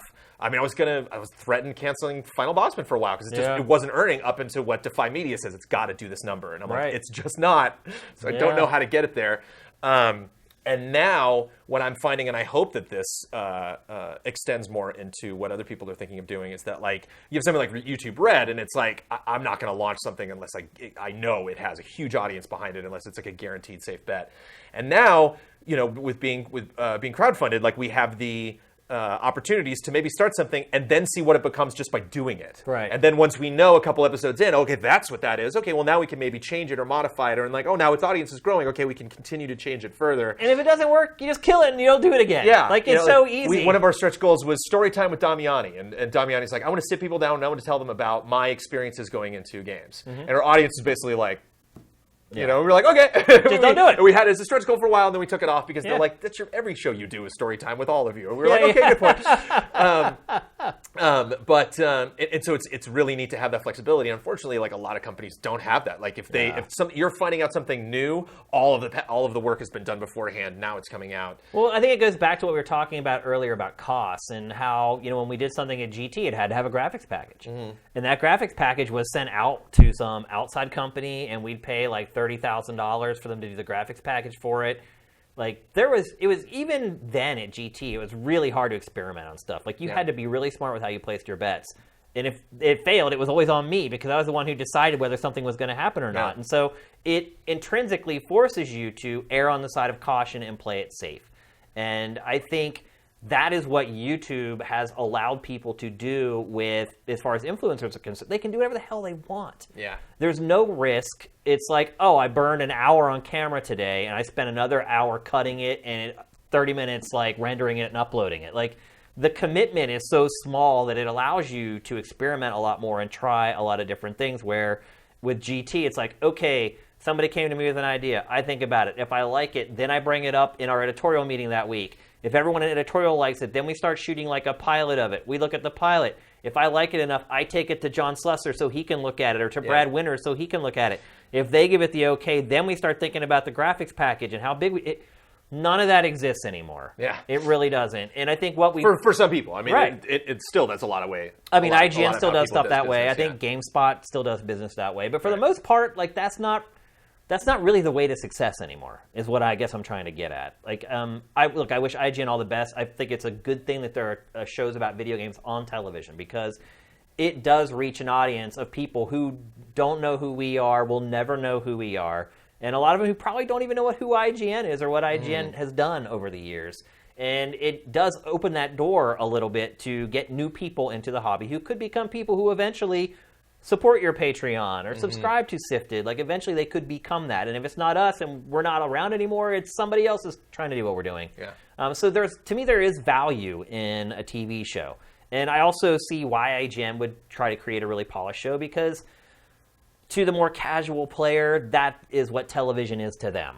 I mean, maybe they have like a favorite YouTuber that like fixes cars or whatever, and they're okay with kind of those lower production values because they're just looking for that industrial application or trying to learn something. But a lot of people, when they sit down in front of the television, they want to be like blown away. And like one of us sitting, or them, if they were to flip on GameFace right now and see us, they'd be like, "What the hell is this on television? Like, this isn't television quality or whatever." Like, there was that one network called Current. Do you remember that? Yep. That was kind of like YouTube on television. It was like, hey, there's all these people out there that have cameras now. Let's just let them make content. We'll let the good stuff bubble to the top. Well, we see how that did. It's gone, dead and buried already. So I do feel like the aesthetic that we carry into our content and the way that we handle our production, I do feel like in a lot of ways it is just organically a part of the gaming space. And gaming by nature is an isolating, lonely thing that you do. I mean, it is just you and the controller and the television. And I think all of us, whether it's us or whether it's the people that are watching the show right now on Twitch or whoever watches archive, I think we're all looking for ways to connect with people more. And going back to what you were saying about, you know, the people that you meet on your site, you meet them in real life and they're just as awesome. Like, you're absolutely right. Like, all the people that I ran into at E3 that are Sifted subscribers, we ended up talking for like 45. I'm like, I gotta go. Like, holy cow, I can't let this burn 45 minutes. It's awesome, but they're amazing people, and it's the human connection, I think, that makes the difference. And I think that is what resonates with people these days. And I think even particularly like the older folks, the folks who have already been through the websites that overproduce a lot of stuff, and had a graphics package for every little show that they did, like we did at GT. They've done that. They've been there. They've done that. I think what ultimately is left is the connection between two human beings over something that they both love. To go a little further than that, kind of what I'm interested in testing now is, so we have 6,000 patrons on Patreon. There's 9 of us, so it's kind of like the 9 of us and these 6,000 people, and then like thousands of people that just come and go and watch on YouTube. But specifically, these are the people that are funding us, right? And so some of them, which is crazy to me, are just people that are throwing a lot of money at me, and they're like, "Hey, we just want you to be around us, so happy." And I'm like, "That's it? That's all you need? You're all right." Whereas there are other people that definitely want to be involved. They're there for every stream. They want to be mods. They want to make their own. Hey, I'm making my own stuff. I'm making my own art. That's happened with us videos. Too. Yeah. And so what is interesting to me is to try to find an official means to kind of cater to that middle group, people that are not just viewers, that are way more engaged, but are not us, and obviously are not going to be getting directly paid by the money that's coming from that Patreon. But I still want to make it worth their while to do what they're doing, but not in an official sense, because you still need to approve it. Well, here's what we do. So it's this weird kind of gray area. And you guys do have a website, so you could probably do this as well. Is that we curate their stuff, and we have our own channel on Sifted that's called Sifted Community. And anybody who... We do not. Yeah. Well, we do. But so what we do... It's excellent. Yeah. Anyone who creates I go on all their podcasts too. In the last week or 2 weeks, I've been on 2 Sifted Community podcasts. And that to me is what I'm most proud about over Sifted, man. Is seeing what we're doing, inspiring other people to create. Yes. Yeah. It's a feeling like no other. A year and a half in, it's the best feeling. It really is, man. I celebrate their accomplishments way more than I celebrate anything that we do. Yeah. So it's funny. We were talking about meeting with fans. It's hilarious. It's oh, it's good to see you. Thanks for taking the time. Well, thank you for saying hi. No, thank you for making the content. Well, thank you for being a fan. Well, thank you for saying hi. Well, thank you for... can we just stop? Can we just shut up for 5 seconds and actually talk about something relevant? Yeah, exactly. We're just caught in this loop. I'm grateful. No, I'm grateful. No, I'm grateful. Yeah. But we feature their stuff. So if they put up a new episode of their podcast, that's awesome. We'll tag it to the top of everyone's SIF so everybody sees it. We feature it. I go on the show sometimes if I have time to do it. So there are ways that you can kind of help. And look, it's great when I see all our normal subscribers commenting on their podcast and becoming a part of that just the way they are a part of GameFace. So that is the most rewarding part. I mean, the community in general is just the most rewarding part of doing this, period. Yeah. Splintering off and doing your own thing and managing to build a community. Angry Joe said something this year that was very alarming. Surprise! He really lashed out at his fans at one point, and I can't remember what specifically it was for, but they were they wanted something more timely, and he was like, "Hey, I'm just one person. I'm doing the best that I can." And he finished it up by saying, "I miss having 1 million subscribers." Instead of 10 He's million I miss or a whatever. mil. He's like, 1 mil was the best. Yeah. And we have 100,000, so it's just the good perspective. Yeah. To not feel that, just we got to get bigger, bigger, bigger. It's just no, I kind of, the bigger it gets, the less I'll be able to keep in touch with these people, the less names I'll recognize. The bigger it gets, the less personal it gets. Yeah. And there's definitely a sweet spot in there where it's I can still keep up and stay in touch with these people the way I want to and make enough money to survive, essentially is what it is. And then everyone wants to grow. Mm-hmm. I mean, that's just, if you run a business, you want your business to grow. You want it to be successful. You want to be able to survive and ultimately retire someday. So there's certain financial things that you kind of have to meet and goals that you have to set.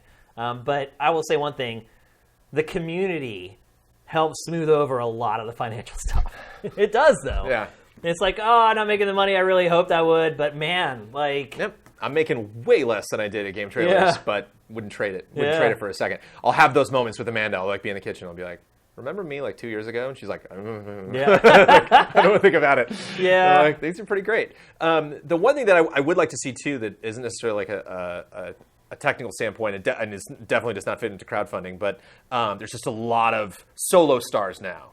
And I'd love to see more collaborations happening. People more groups starting to become I don't know famous. how they do it. Because a lot of the groups that I know now are people that were just in the industry already and then got together. Right. It's rare that you'll hear about a group. A collective. Yeah, it's always just nope, I like that one person. And I don't know how they do it.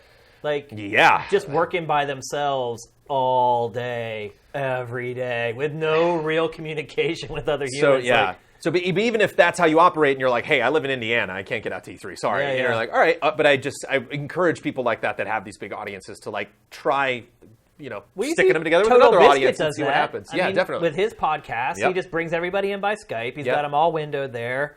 And it's that one chance for all those YouTubers to get together and be a collective for at least 3 hours a week. It makes a big difference. Yeah. Like, I look forward to coming and doing this show every week just so I'm around other people for a little bit, because it gets so isolating. It's like, you can't put a price on human interaction. And I think it goes to the root of what we were talking about with building these communities, is having that personal connection with them instead of them just being an avatar that posts angry stuff or posts supportive stuff that you'll never really get to know. It changes everything. It changes your perspective on work. It makes you more motivated to want to work hard. Like, we have this show that's like the bane of my existence because it always pops up in times I don't have time to work on it. But it's called Community Comments, where we have people write. We do put up a Patreon post, and then people write comments, and then I read them, voiceover, and then cut in like game Is footage. it kind of like reading mean tweets like they do in late night TV? I thought it was going to be that, but actually people have been pretty respectful. Like there'll be one or two jokey ones. They're like, I get to make Brandon say something silly. Right. But a lot of them are like, hey, I'm playing this weird game you might not know about, or like, hey, I didn't like Horizon, I didn't like Neo, I didn't like Dark Souls 3, and like, every time I'm working on one, I'm just like, I gotta stay up real late working on community comments. People are like, stop doing that show. It doesn't earn, they're like, why are you still doing community comments? It's like, I would not give it up for the world. I love it so much. Well, particularly if you're working on a subscription site like us or with a Patreon like you guys, like, you gotta do it, man. They deserve it. Yeah. Like, they're paying for it. Like, they deserve access is the way I look at it. They're paying for access. Like, that's what it's really all about. And like, even if some people may not watch it, just knowing that you're doing it makes them feel good. They're like, well, I may not watch Brandon read this stuff, but man, he's like, dude, he's like going out of his way to make sure that we feel like it's all inclusive and we're a part of the family, so to speak. And you can't put a price on that. I do read producer credits too on our podcast once a month, so I read like 500 names, like all in a row. And so I love going to conventions and people are like, hi, like, you probably don't know me, I'm Simon Anderson. I'm like, Simon Anderson! I totally know you. And it's great. And again, like, I if that list of names was doubled in a couple of years, like, I don't know if I could get around to reading to it. So it is, it is kind of the sweet spot right now. So the point being, like, when we look at, July's a little light for news. It's like, it just kind of always serves to remind you that, like, things are always happening in this business. And it doesn't just mean, like, some guy won an esports tournament. It's like, there's always fascinating stories happening that our viewers are doing, and I'd love to hear them and pass them along. So it's that's gonna be an interesting thing in the next couple of years, is that divide between how cool am I really as a host, as the person on camera, how much can I really maintain your interest, and at what point should I step back and let our community get the spotlight, and focus on what they're doing. It's not easy because you obviously can't focus on everybody at the same time. So that juggling act. Yeah, like I like being sort of an incubation tool for content. Like, I love that. Like, I always tell all our subscribers, like, hey, if you have a show idea or you're doing something on YouTube that you're really proud of, send it to me, because it could be really good. Yeah. I mean, it really could be something amazing. And if that's the case, like, we would certainly pay them for that content and run it through all our channels and run it on Sifted and run it on our YouTube channel. Like, we're all about that. I mean, there's a lot of talented people out there who just haven't had a break, haven't got a break. Just maybe they didn't have the time to do it, and now they do. Like, there's a lot of opportunity for them, and it, in all honesty, Sifted. If they make great content that we can run and we can pay them for, it's just going to make people want to subscribe to Sifted even more. So building kind of a business from the inside out, I think, is really what it's become, instead of from the outside in. That's what I explained to my dad, who was an accountant for 40, 50 years. And he's just like, what are you doing? What are you doing? Like they give us money and then we do the thing. Like, we don't plan it ahead of time and then hope they give us money afterwards. Yeah. He's like, what? Does not compute. All right. I think we're ready to go on to our trailer of the week. And that is your cue to start putting questions into the chat. When we come back from our trailer of the week, Brandon and I will answer for a while.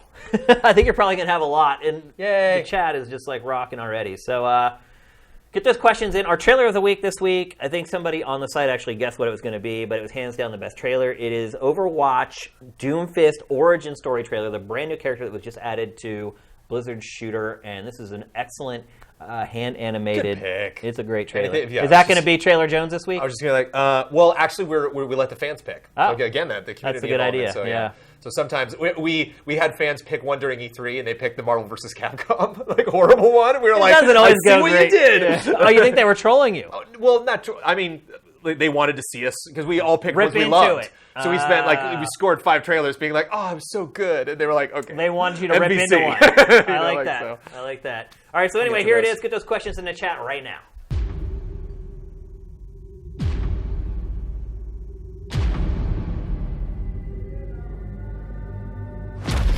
Humanity is always being tested.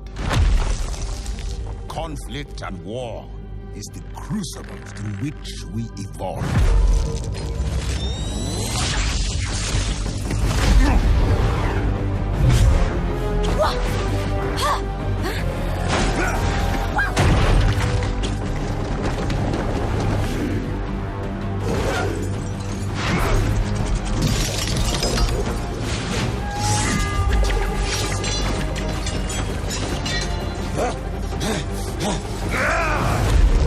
Every battle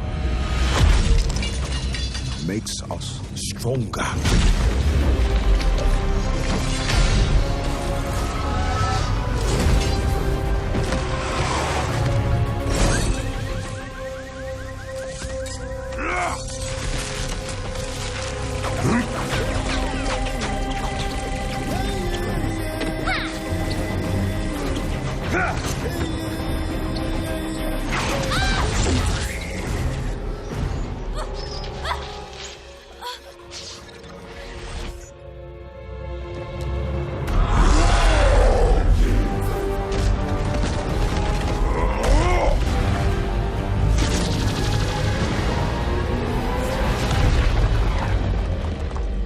Those who fall will be forgotten.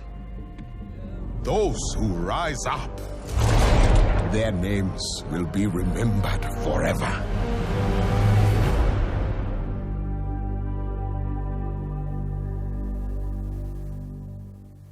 So, Jones. That Overwatch campaign. Yeah. Just done quit. If you had to pick best CG, Blizzard or Square Enix?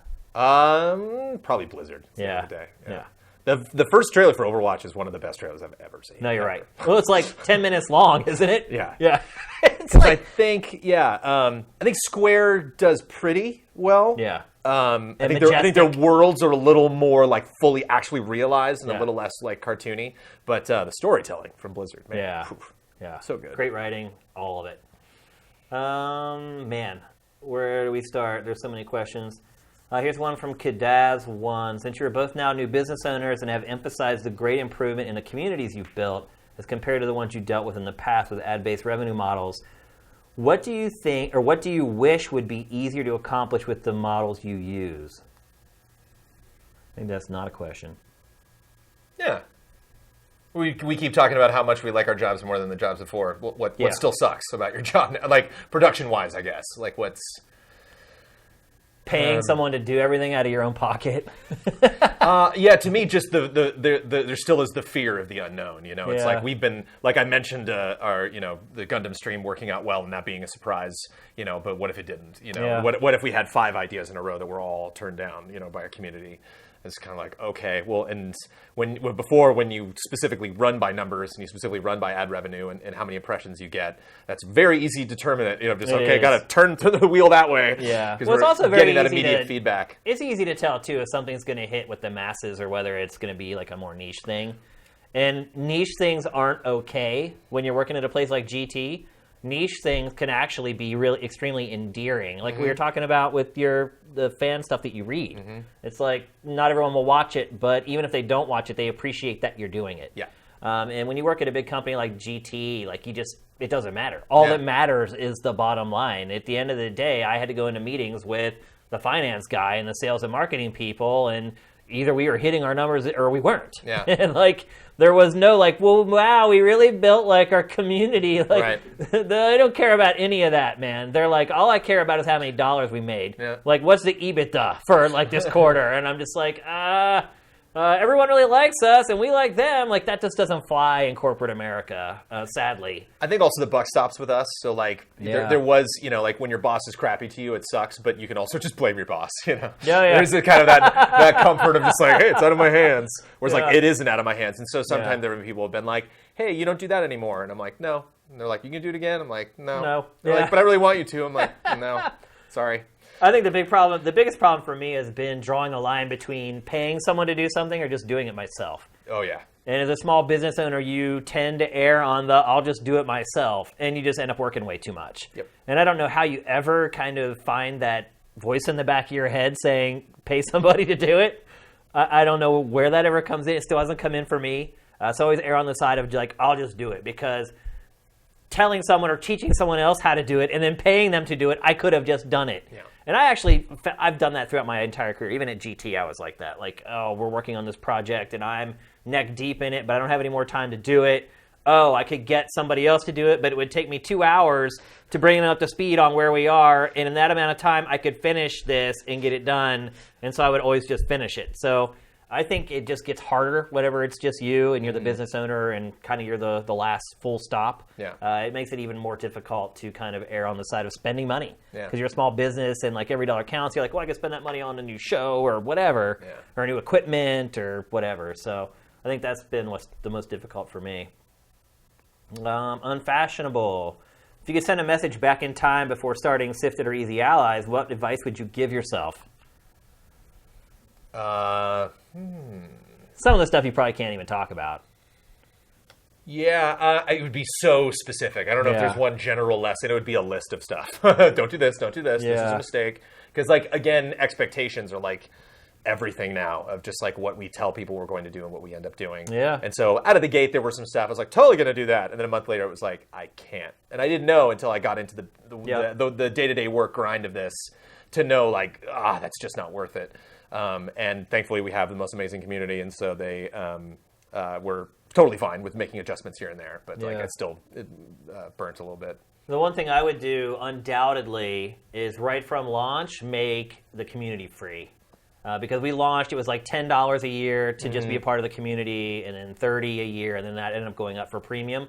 And I think what it did is like it just like made a lot of people assume that Sifted costs money, period. And there's no way to go back and remessage it. So when you launch and you have people like Adam Sessler and Morgan Webb sending like these huge mountains of traffic to your site, you have that first chance to make a first impression.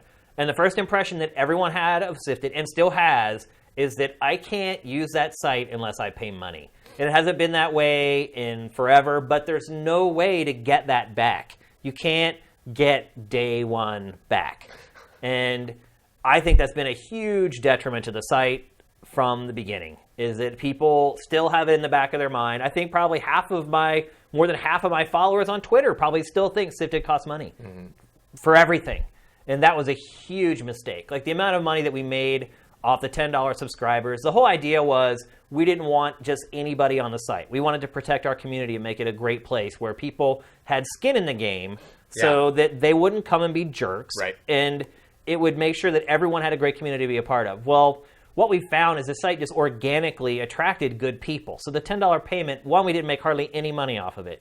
And two, it didn't really alter whether we had good people or bad people on the site. Good people just found the site anyway. And so, even like at E3, like I was at PAX Party, and people were coming up and be like, oh, your problem is your 100% subscription. And I'm like, we're not. And they're like, you're not? And I'm like, we're not. And that, setting that precedent right out of the gate, I think that's just in general the biggest thing I've learned is that day one is so damn important, man. I mean, it is. Well, that's why the SWE3 is so electric, because it's just like you don't get to announce your game a second time. Yeah. Like you can't take any of it back. Like if you make changes from day one, most of the people will never know you changed. You have that one chance. And so in general, I think I would have just changed a lot about that day one if I could go back and do it again. So. Like I bumped into Jade Raymond at EA. Like I have so much respect for her. I think she's great. She's had a fantastic career. The pain in her voice when she sighed during that initial Assassin's Creed demo, when she was like, the noise she made, like I cannot get that out of my head. So it's just these little first impressions mean a lot. They don't go away. Yep. Let's see. From Looney on the Loose. Hey guys, niche question. There's an episode of The Final Bossman in which Huber was Kyle's boss. Right. I was never certain if that was a gag or was Huber actually in charge of him for a while, because that's even more funny. No, anything done in Final Bossman universe was all make believe. Yeah. Yep. Here's one from Justin Horman. Hi, Dr. Jones. With these homemade Switch mode, Sheikah Switch mod, SNES style Joy-Cons, what's the holdup for more officially branded Switch accessories? Is Nintendo missing out here, or are they just playing it safe so that they're not stuck with a bunch of unsold stuff? What kind of stuff would you two like to see made? I think they're playing it safe with everything. Like we were talking about, not even dealing with Netflix yet. They're just like, we just don't need it. So let's focus on other things right now. Well, I think they want people. One, they want people to look at Switch as a console, like really badly. Yeah. I think Nintendo's really nervous if people are going to look at Switch as a handheld because people have kind of written off video game handhelds. Most people look at it like, I'll just use my smartphone. Right. And so I think Nintendo's really afraid that people are going to look at the Switch as a handheld first. And so it's really pushed that message of it's a console, it's a console. And I second guess it all the time too because I talk about games. Like something will come out and we're like, oh, that's cool. Probably not on Switch though, right? Yeah. Because like we know like we're not sure where that ceiling is, but yeah, you're right. For some games it's just not going to happen. But I think that market is really a cottage industry right now. It's really small. I don't think that Nintendo's missing out on a ton of money right now. I mean, those new Joy-Con colors they put out, even though I think they're heinous, like they sell like crazy. I mean, those crazy ARMS colors and the Splatoon colors, I don't want them, but a lot of people do. Would I love to see like an SNES style Joy-Con? Hell yeah. NES style Joy-Con? Hell yeah. N60? Yeah. Give it to me. But I think right now people are just happy if they can actually get the damn thing. Yeah. Like they don't care whether they get the blue and the red one or the all gray one. They're just like, if I can find one, I'll buy it. Eventually that's going to subside. They're going to catch up with demand. They're going to have stock in stores. Then people will start looking at like, well, what alternative colors can I get? What other controllers can I get?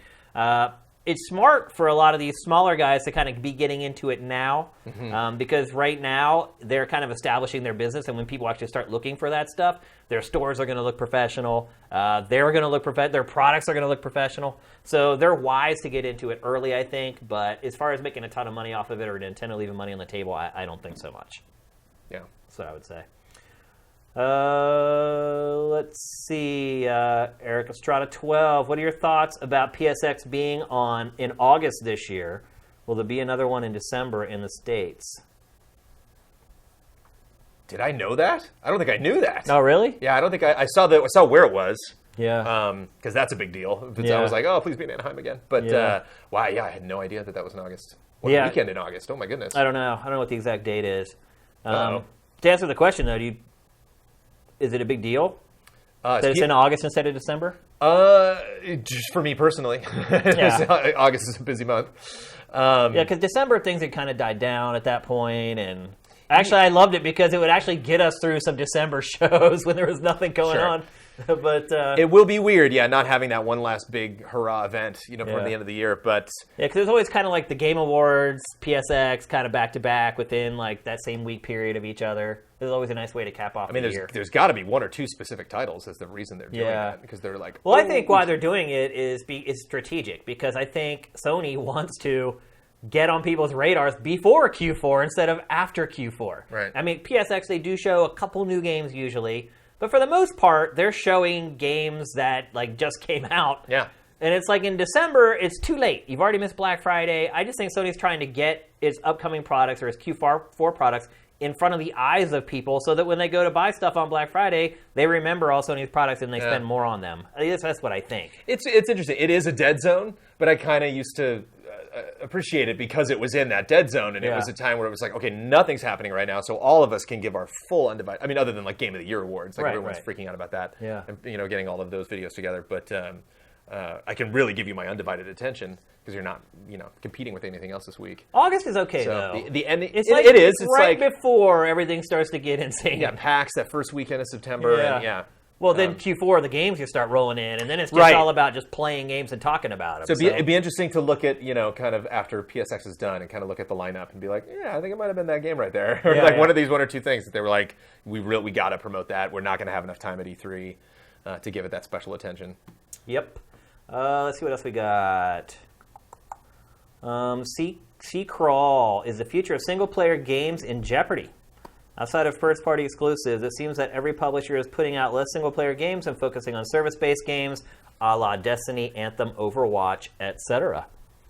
No, I just think we're seeing a lot of attempts of the bigger companies to try to try to make a League of Legends. To try to have something that can be that persistent, like an Overwatch. That it's just like, are we ever getting Overwatch 2? I don't know.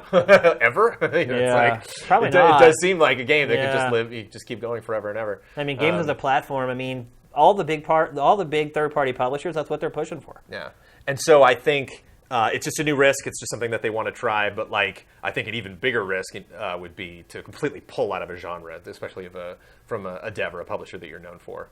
So yeah, have we seen the end of Tomb Raider? I don't think so.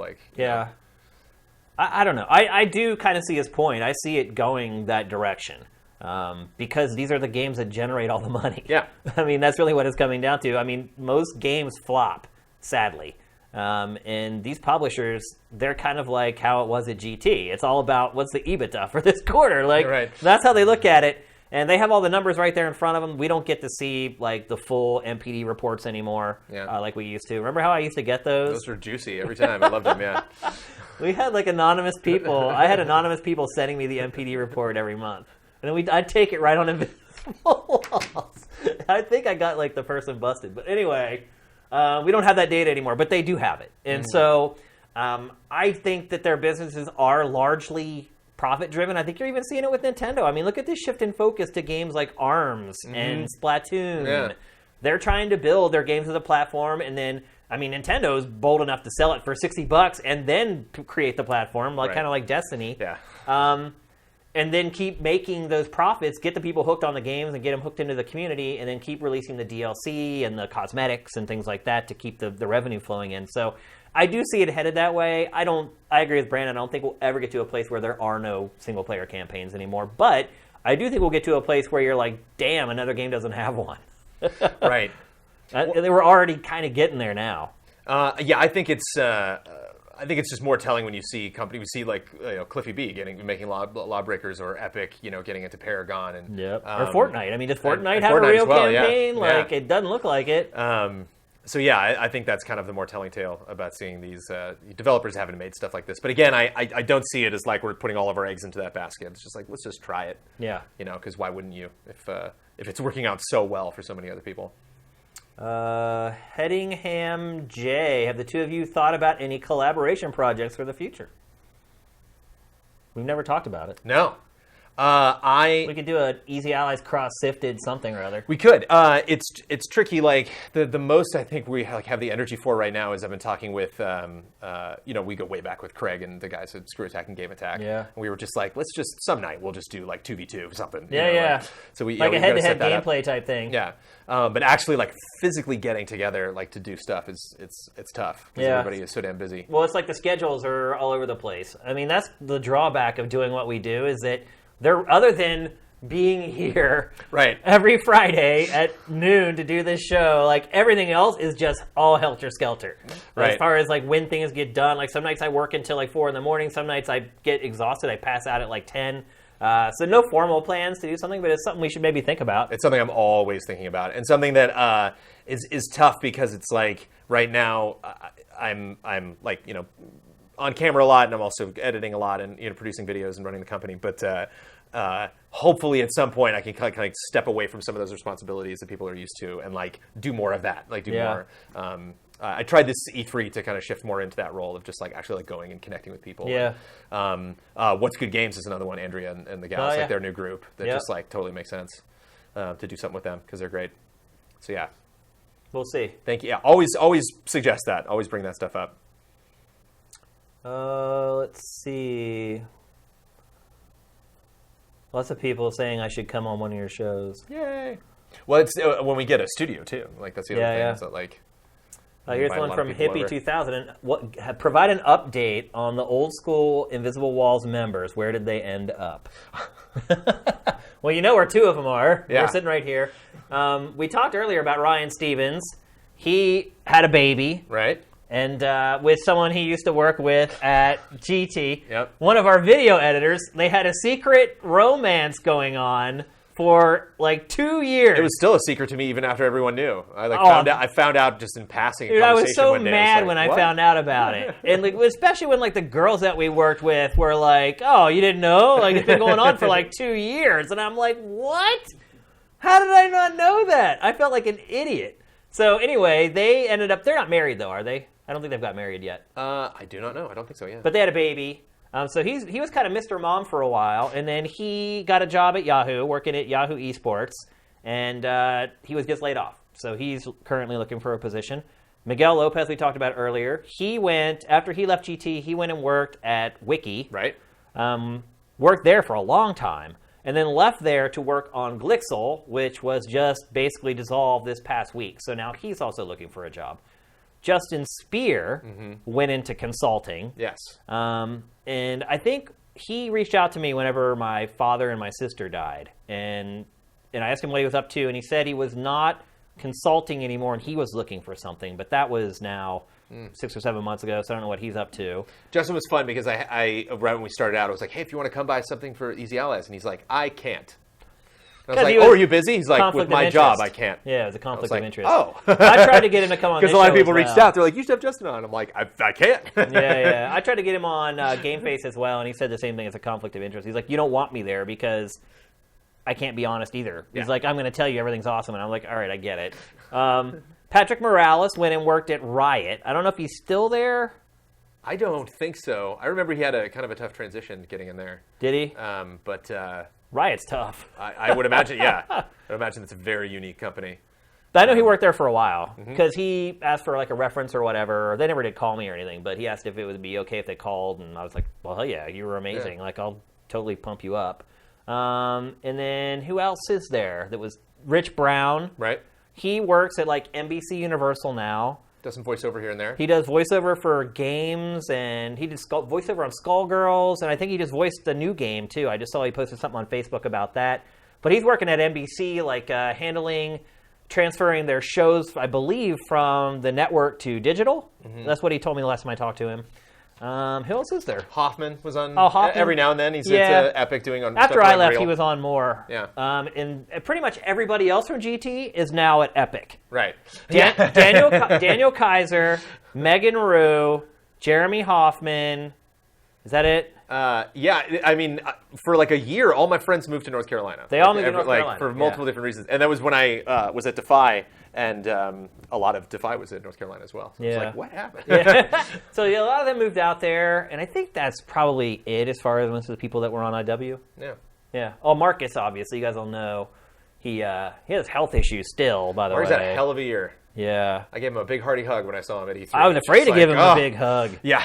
I'm not kidding. Yeah. Like, I gave him a very light hug. I wanted to give him a big bear hug, but seriously, I mean, the night before, he had gone to some party, and the bass from the music gave him heart problems. Oh, man. So, I can't imagine. Yeah, keep Marcus in your thoughts, by the way. He's having a tough go of it. I mean, he survived the heart attack and everything, but he's not doing great right now. So keep him in your thoughts if you could. Whatever you do to try to make people have a better life, do that. Do that for Marcus. Do it harder. Yeah. Let's see. Erebus Jones, do you guys subscribe to any paper-based game media? What and why or why not? No. Yeah. Nintendo Power is one of the ones that I always just kind of step out of the conversation. Like, I was never, ever, ever into Nintendo Power. I mean, I did. In the past, I had subscriptions to tons of mags. EGM, one and only, all EGM, day, all day, every day. I had Nintendo Power. I had Game Pro. I had Next Generation Magazine for a while. I remember buying them in the airport was a huge deal. If I was like going to get on a plane, that's when I would get caught up on Game Pro. I never subscribed to Game Informer ever, which is the one that has lasted all this time. I've never subscribed to them for some reason. And then as far as websites I subscribe to, there's a Pittsburgh sports website that I subscribe to. But I think that's about it. Yeah, none for me. Yeah. Let's see. I get most of our gaming news on our podcast, to be perfectly honest. What'd you say? I get most of our news on our podcast. Kyle literally says that this happened. I'm like, oh, really? That's what happens when you're recording away. I know that weekly update. Yep. From Oh God Use, I think. Gossipy question here for Brandon. What's the most heated argument you've had with any ally since it started? Oh, here's a good one. And you can actually go back and look at the stream if you want to. We streamed Star Trek Bridge Crew. And, Great game to stream. And I was playing PSVR, and we didn't have enough time to get the Move controllers charged up, so I was playing on the PS4 controller, which is totally viable. It actually. is, yeah, it's fine. great. It actually, you can do things a little bit quicker. Yeah. Because you don't have to worry about like the depth of how far you are from the board. And I didn't know how to switch people. And I was like, how do I switch? And they were like, come on, Jones, come on, switch. And I was like, I got the headset on. I'm like, I don't know how to, I literally have no idea how to do it, guys. I'm like, can somebody on their phone look it up? Anybody? Like, nobody would. And they were all still kind of joking. And I was like, okay. And then like we finished that. And then like Bossman like puts it on and he's like, all you got to do is turn the guy and press the X button. And I was like, one of you could have looked it up on your phones while I had a thing on my face and maybe helped me out a little bit because I was playing on, camera. Right. And so, like, when the stream was over, I was just like, that really pissed me off, FYI. And I think that was the only time we had yelled cut. We had literally, like, turned the camera off, and I turned to everybody. I was like, what the hell? Like, by the way, just taken 2 seconds to just look it up? I worked with Brandon for 7 years, and I don't think I ever saw you angry. It rarely I don't happens. think I ever saw you angry, ever. It's fun to do it with the allies every now and then because we have such a good time together that it's fun to just be like, hey, like, one example was we had our... the guys live all over the place, and we, again, like I was saying, we plan shoots, but there's traffic or there's, stuff happens. Yeah. But like we had our 1-year anniversary show, and we like booked a venue and like rehearsed and did all this stuff. And like 2 days before the show, I was like, if one of you is late, I will kill you with my bare hands. Like I got super serious. I'm like, I will strangle you because I'm like, you guys are late, and it's like, yeah, but there was traffic. I'm like, there's no excuse. You leave 2 hours early for this, and you could see kind of their eyes. They're like, whoa, Jones means it. Yeah, if you get angry, Yep. something's gone wrong. That's for sure. If I ever saw you angry, I'd be like, oh, shit. Something happened big time. Axel F, 1986. Would you ever penalize a game for being too long, i.e. Persona 5? Depends on, like, if you're Bravely Default and although I actually didn't mind that, but I know a lot of people griped about it that, like, makes you play it, like, 4 times. Yeah. That's not good. Yeah. Depends what you're doing. I think Persona 5 was a weaker game because of how long it was. Did you play the whole thing? I did. Oh, yeah, wow. I finished it. Yeah. Oh, I'm like 6 or 7 hours in. It was dumb. I should have not done it. It hurt. Honestly, it hurt our website, me playing that game. Because I wasn't putting out other content because I was playing Persona 5. Yeah. And like after you talk about it like twice on GameFace, it's like you can't talk about it anymore. Yeah. And I couldn't spoil stuff. I couldn't give up.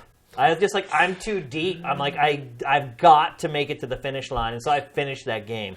And I honestly think it would have been a better game if it were only like 70 hours long instead of like 100. Right.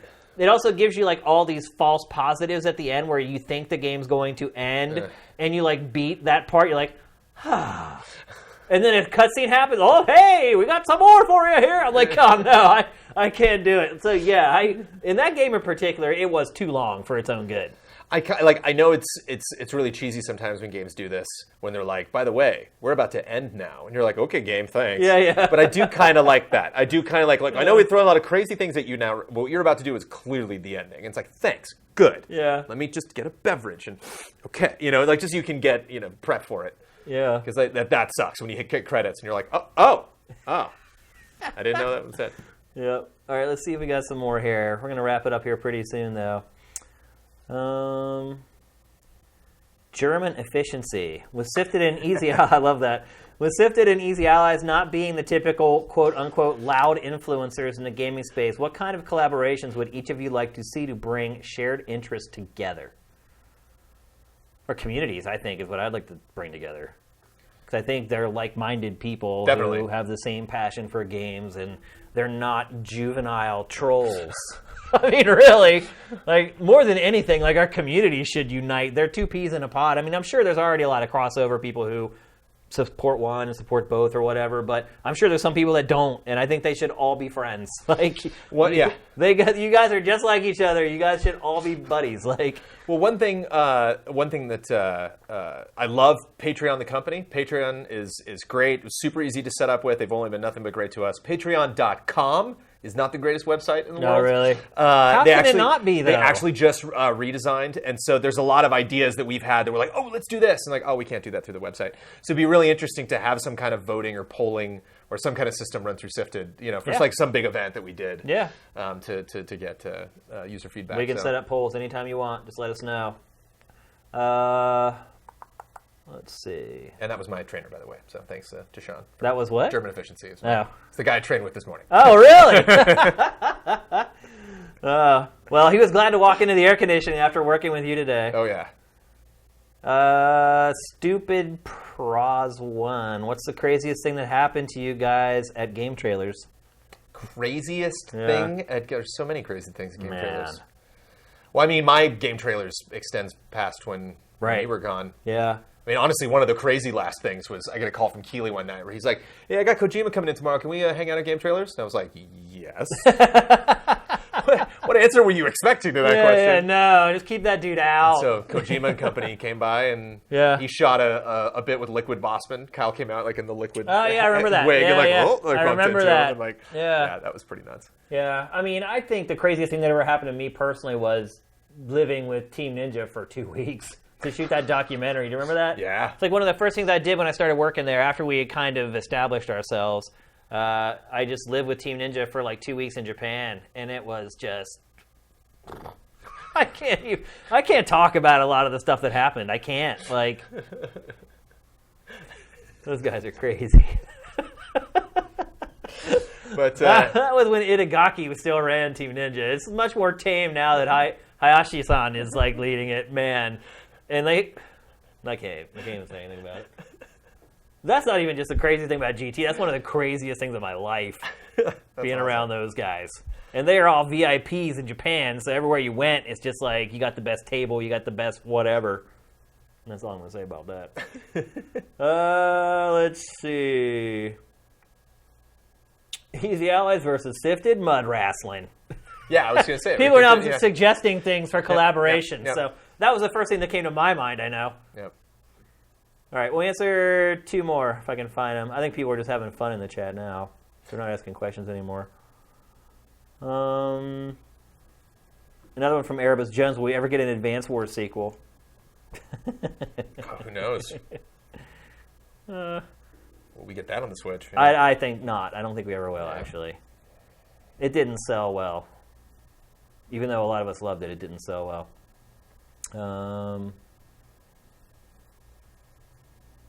W. Matthew, here's the last one. On YouTubers lacking an office space, a group of gaming YouTubers, Twitch streamers share a space in LA. What do you think of that as a compromise between self-employment but still getting human contact? Yeah. So that's something that hasn't happened. Because there is the YouTube space. Like there is a studio they can go to shoot stuff, yeah. There are lots of because I was looking for office spaces when we launched Sifted. There are lots of collaborative office spaces in Los Angeles where they try to get like-minded people. Like there's ones for just like digital businesses. There's ones for just artists and stuff like that. But they're really expensive. Like it's like literally, well, here's a desk with a work terminal for like $2,000 a month. Yeah. And they're like, but you have a juice bar and right. Like I toured so many of those. And what they do is that like they put like an ad up that says starting at blah, blah, blah. And then you go in and you find out that the starting at, I'm not exaggerating, it's literally a closet. It is a closet without a window with a computer terminal in it. And then when you get there, they don't even show you those at first. Like they show you like the big ones. And then you keep asking them like, well, how much is this a month? How much? And they won't tell you. And then finally you're just like, yo, like how much is the rent per month? They'll be like, oh, like $6,000. You're just like, for one person, like 3 people? Like, right. So yeah, those types of work environments, they are great. And you are around a bunch of other creative people who are smart and blah, blah, blah. But most of those people that are in there work at startups that have VC money. Sure. And I think it's less about living together, but more about like appearing on camera with other people. Yeah. Because I think it's interesting that we're getting kind of like culture clashes with a lot of YouTubers. Like they'll say something randomly offensive, and you're like, oh, I didn't know you thought that way or said that thing. Yeah. And I think you could get a lot of that out if you worked with a group. And you had kind of those checks and balances live, or you had that. You're on a podcast at least every week with a bunch of people, so you can get into a gaming discussion. Because yeah, I just don't think any one person is that interesting, just in and of themselves. Yeah, you're right. You know, to maintain a massive community for so long. I mean, You're absolutely clearly, right. well, I'm wrong because there's many people that are doing it on YouTube. But just, but for me, I think what they lack and what the conversations that you typically don't get into is like, hey, learn this crazy new thing this week that I didn't know. Well, I think that also their audiences are different from the audiences that we are trying to build. Right. It's like a lot of the people that follow it, they're kids. You know. Yeah. I mean, kids. That doesn't work for us. Right. Like, they're kids who don't spend any money and they watch this stuff for free on YouTube. Like, we have to pay the bills. Right. We have to have people who are at least old enough to have a job or whatever. So it's apples and oranges, really, I think, in a lot of ways. But I guess it does work for some of them. But I think, again, their audience is much younger. And there are people that I follow that are YouTube Twitch stars that I think have a great personality and are very charismatic, and I love watching them. I wish their world experience broadened a little bit. Yeah, for sure. Okay, I think that's it, people. Brandon Jones. Yeah, thanks, good brother. times. Thanks for great having me. show, man. Great discussion. Good people. Good times. Great chat, by the way, from all you guys. Definitely saw an increase in folks from the Easy Allies posse, so thanks for joining in. Hope you guys enjoyed the show. We're here every Friday at 1 p.m. Pacific for GameFace, and I think Matt will be back next week. He's been on vacation, but glad we had a break to bring you in and chat with you a little bit about games, man, and a lot of other stuff, too. Yeah. So it's been amazing. Thanks, everybody. We'll be back next week with Matt around 1 o'clock on Friday. Until then, GameFace is up and out.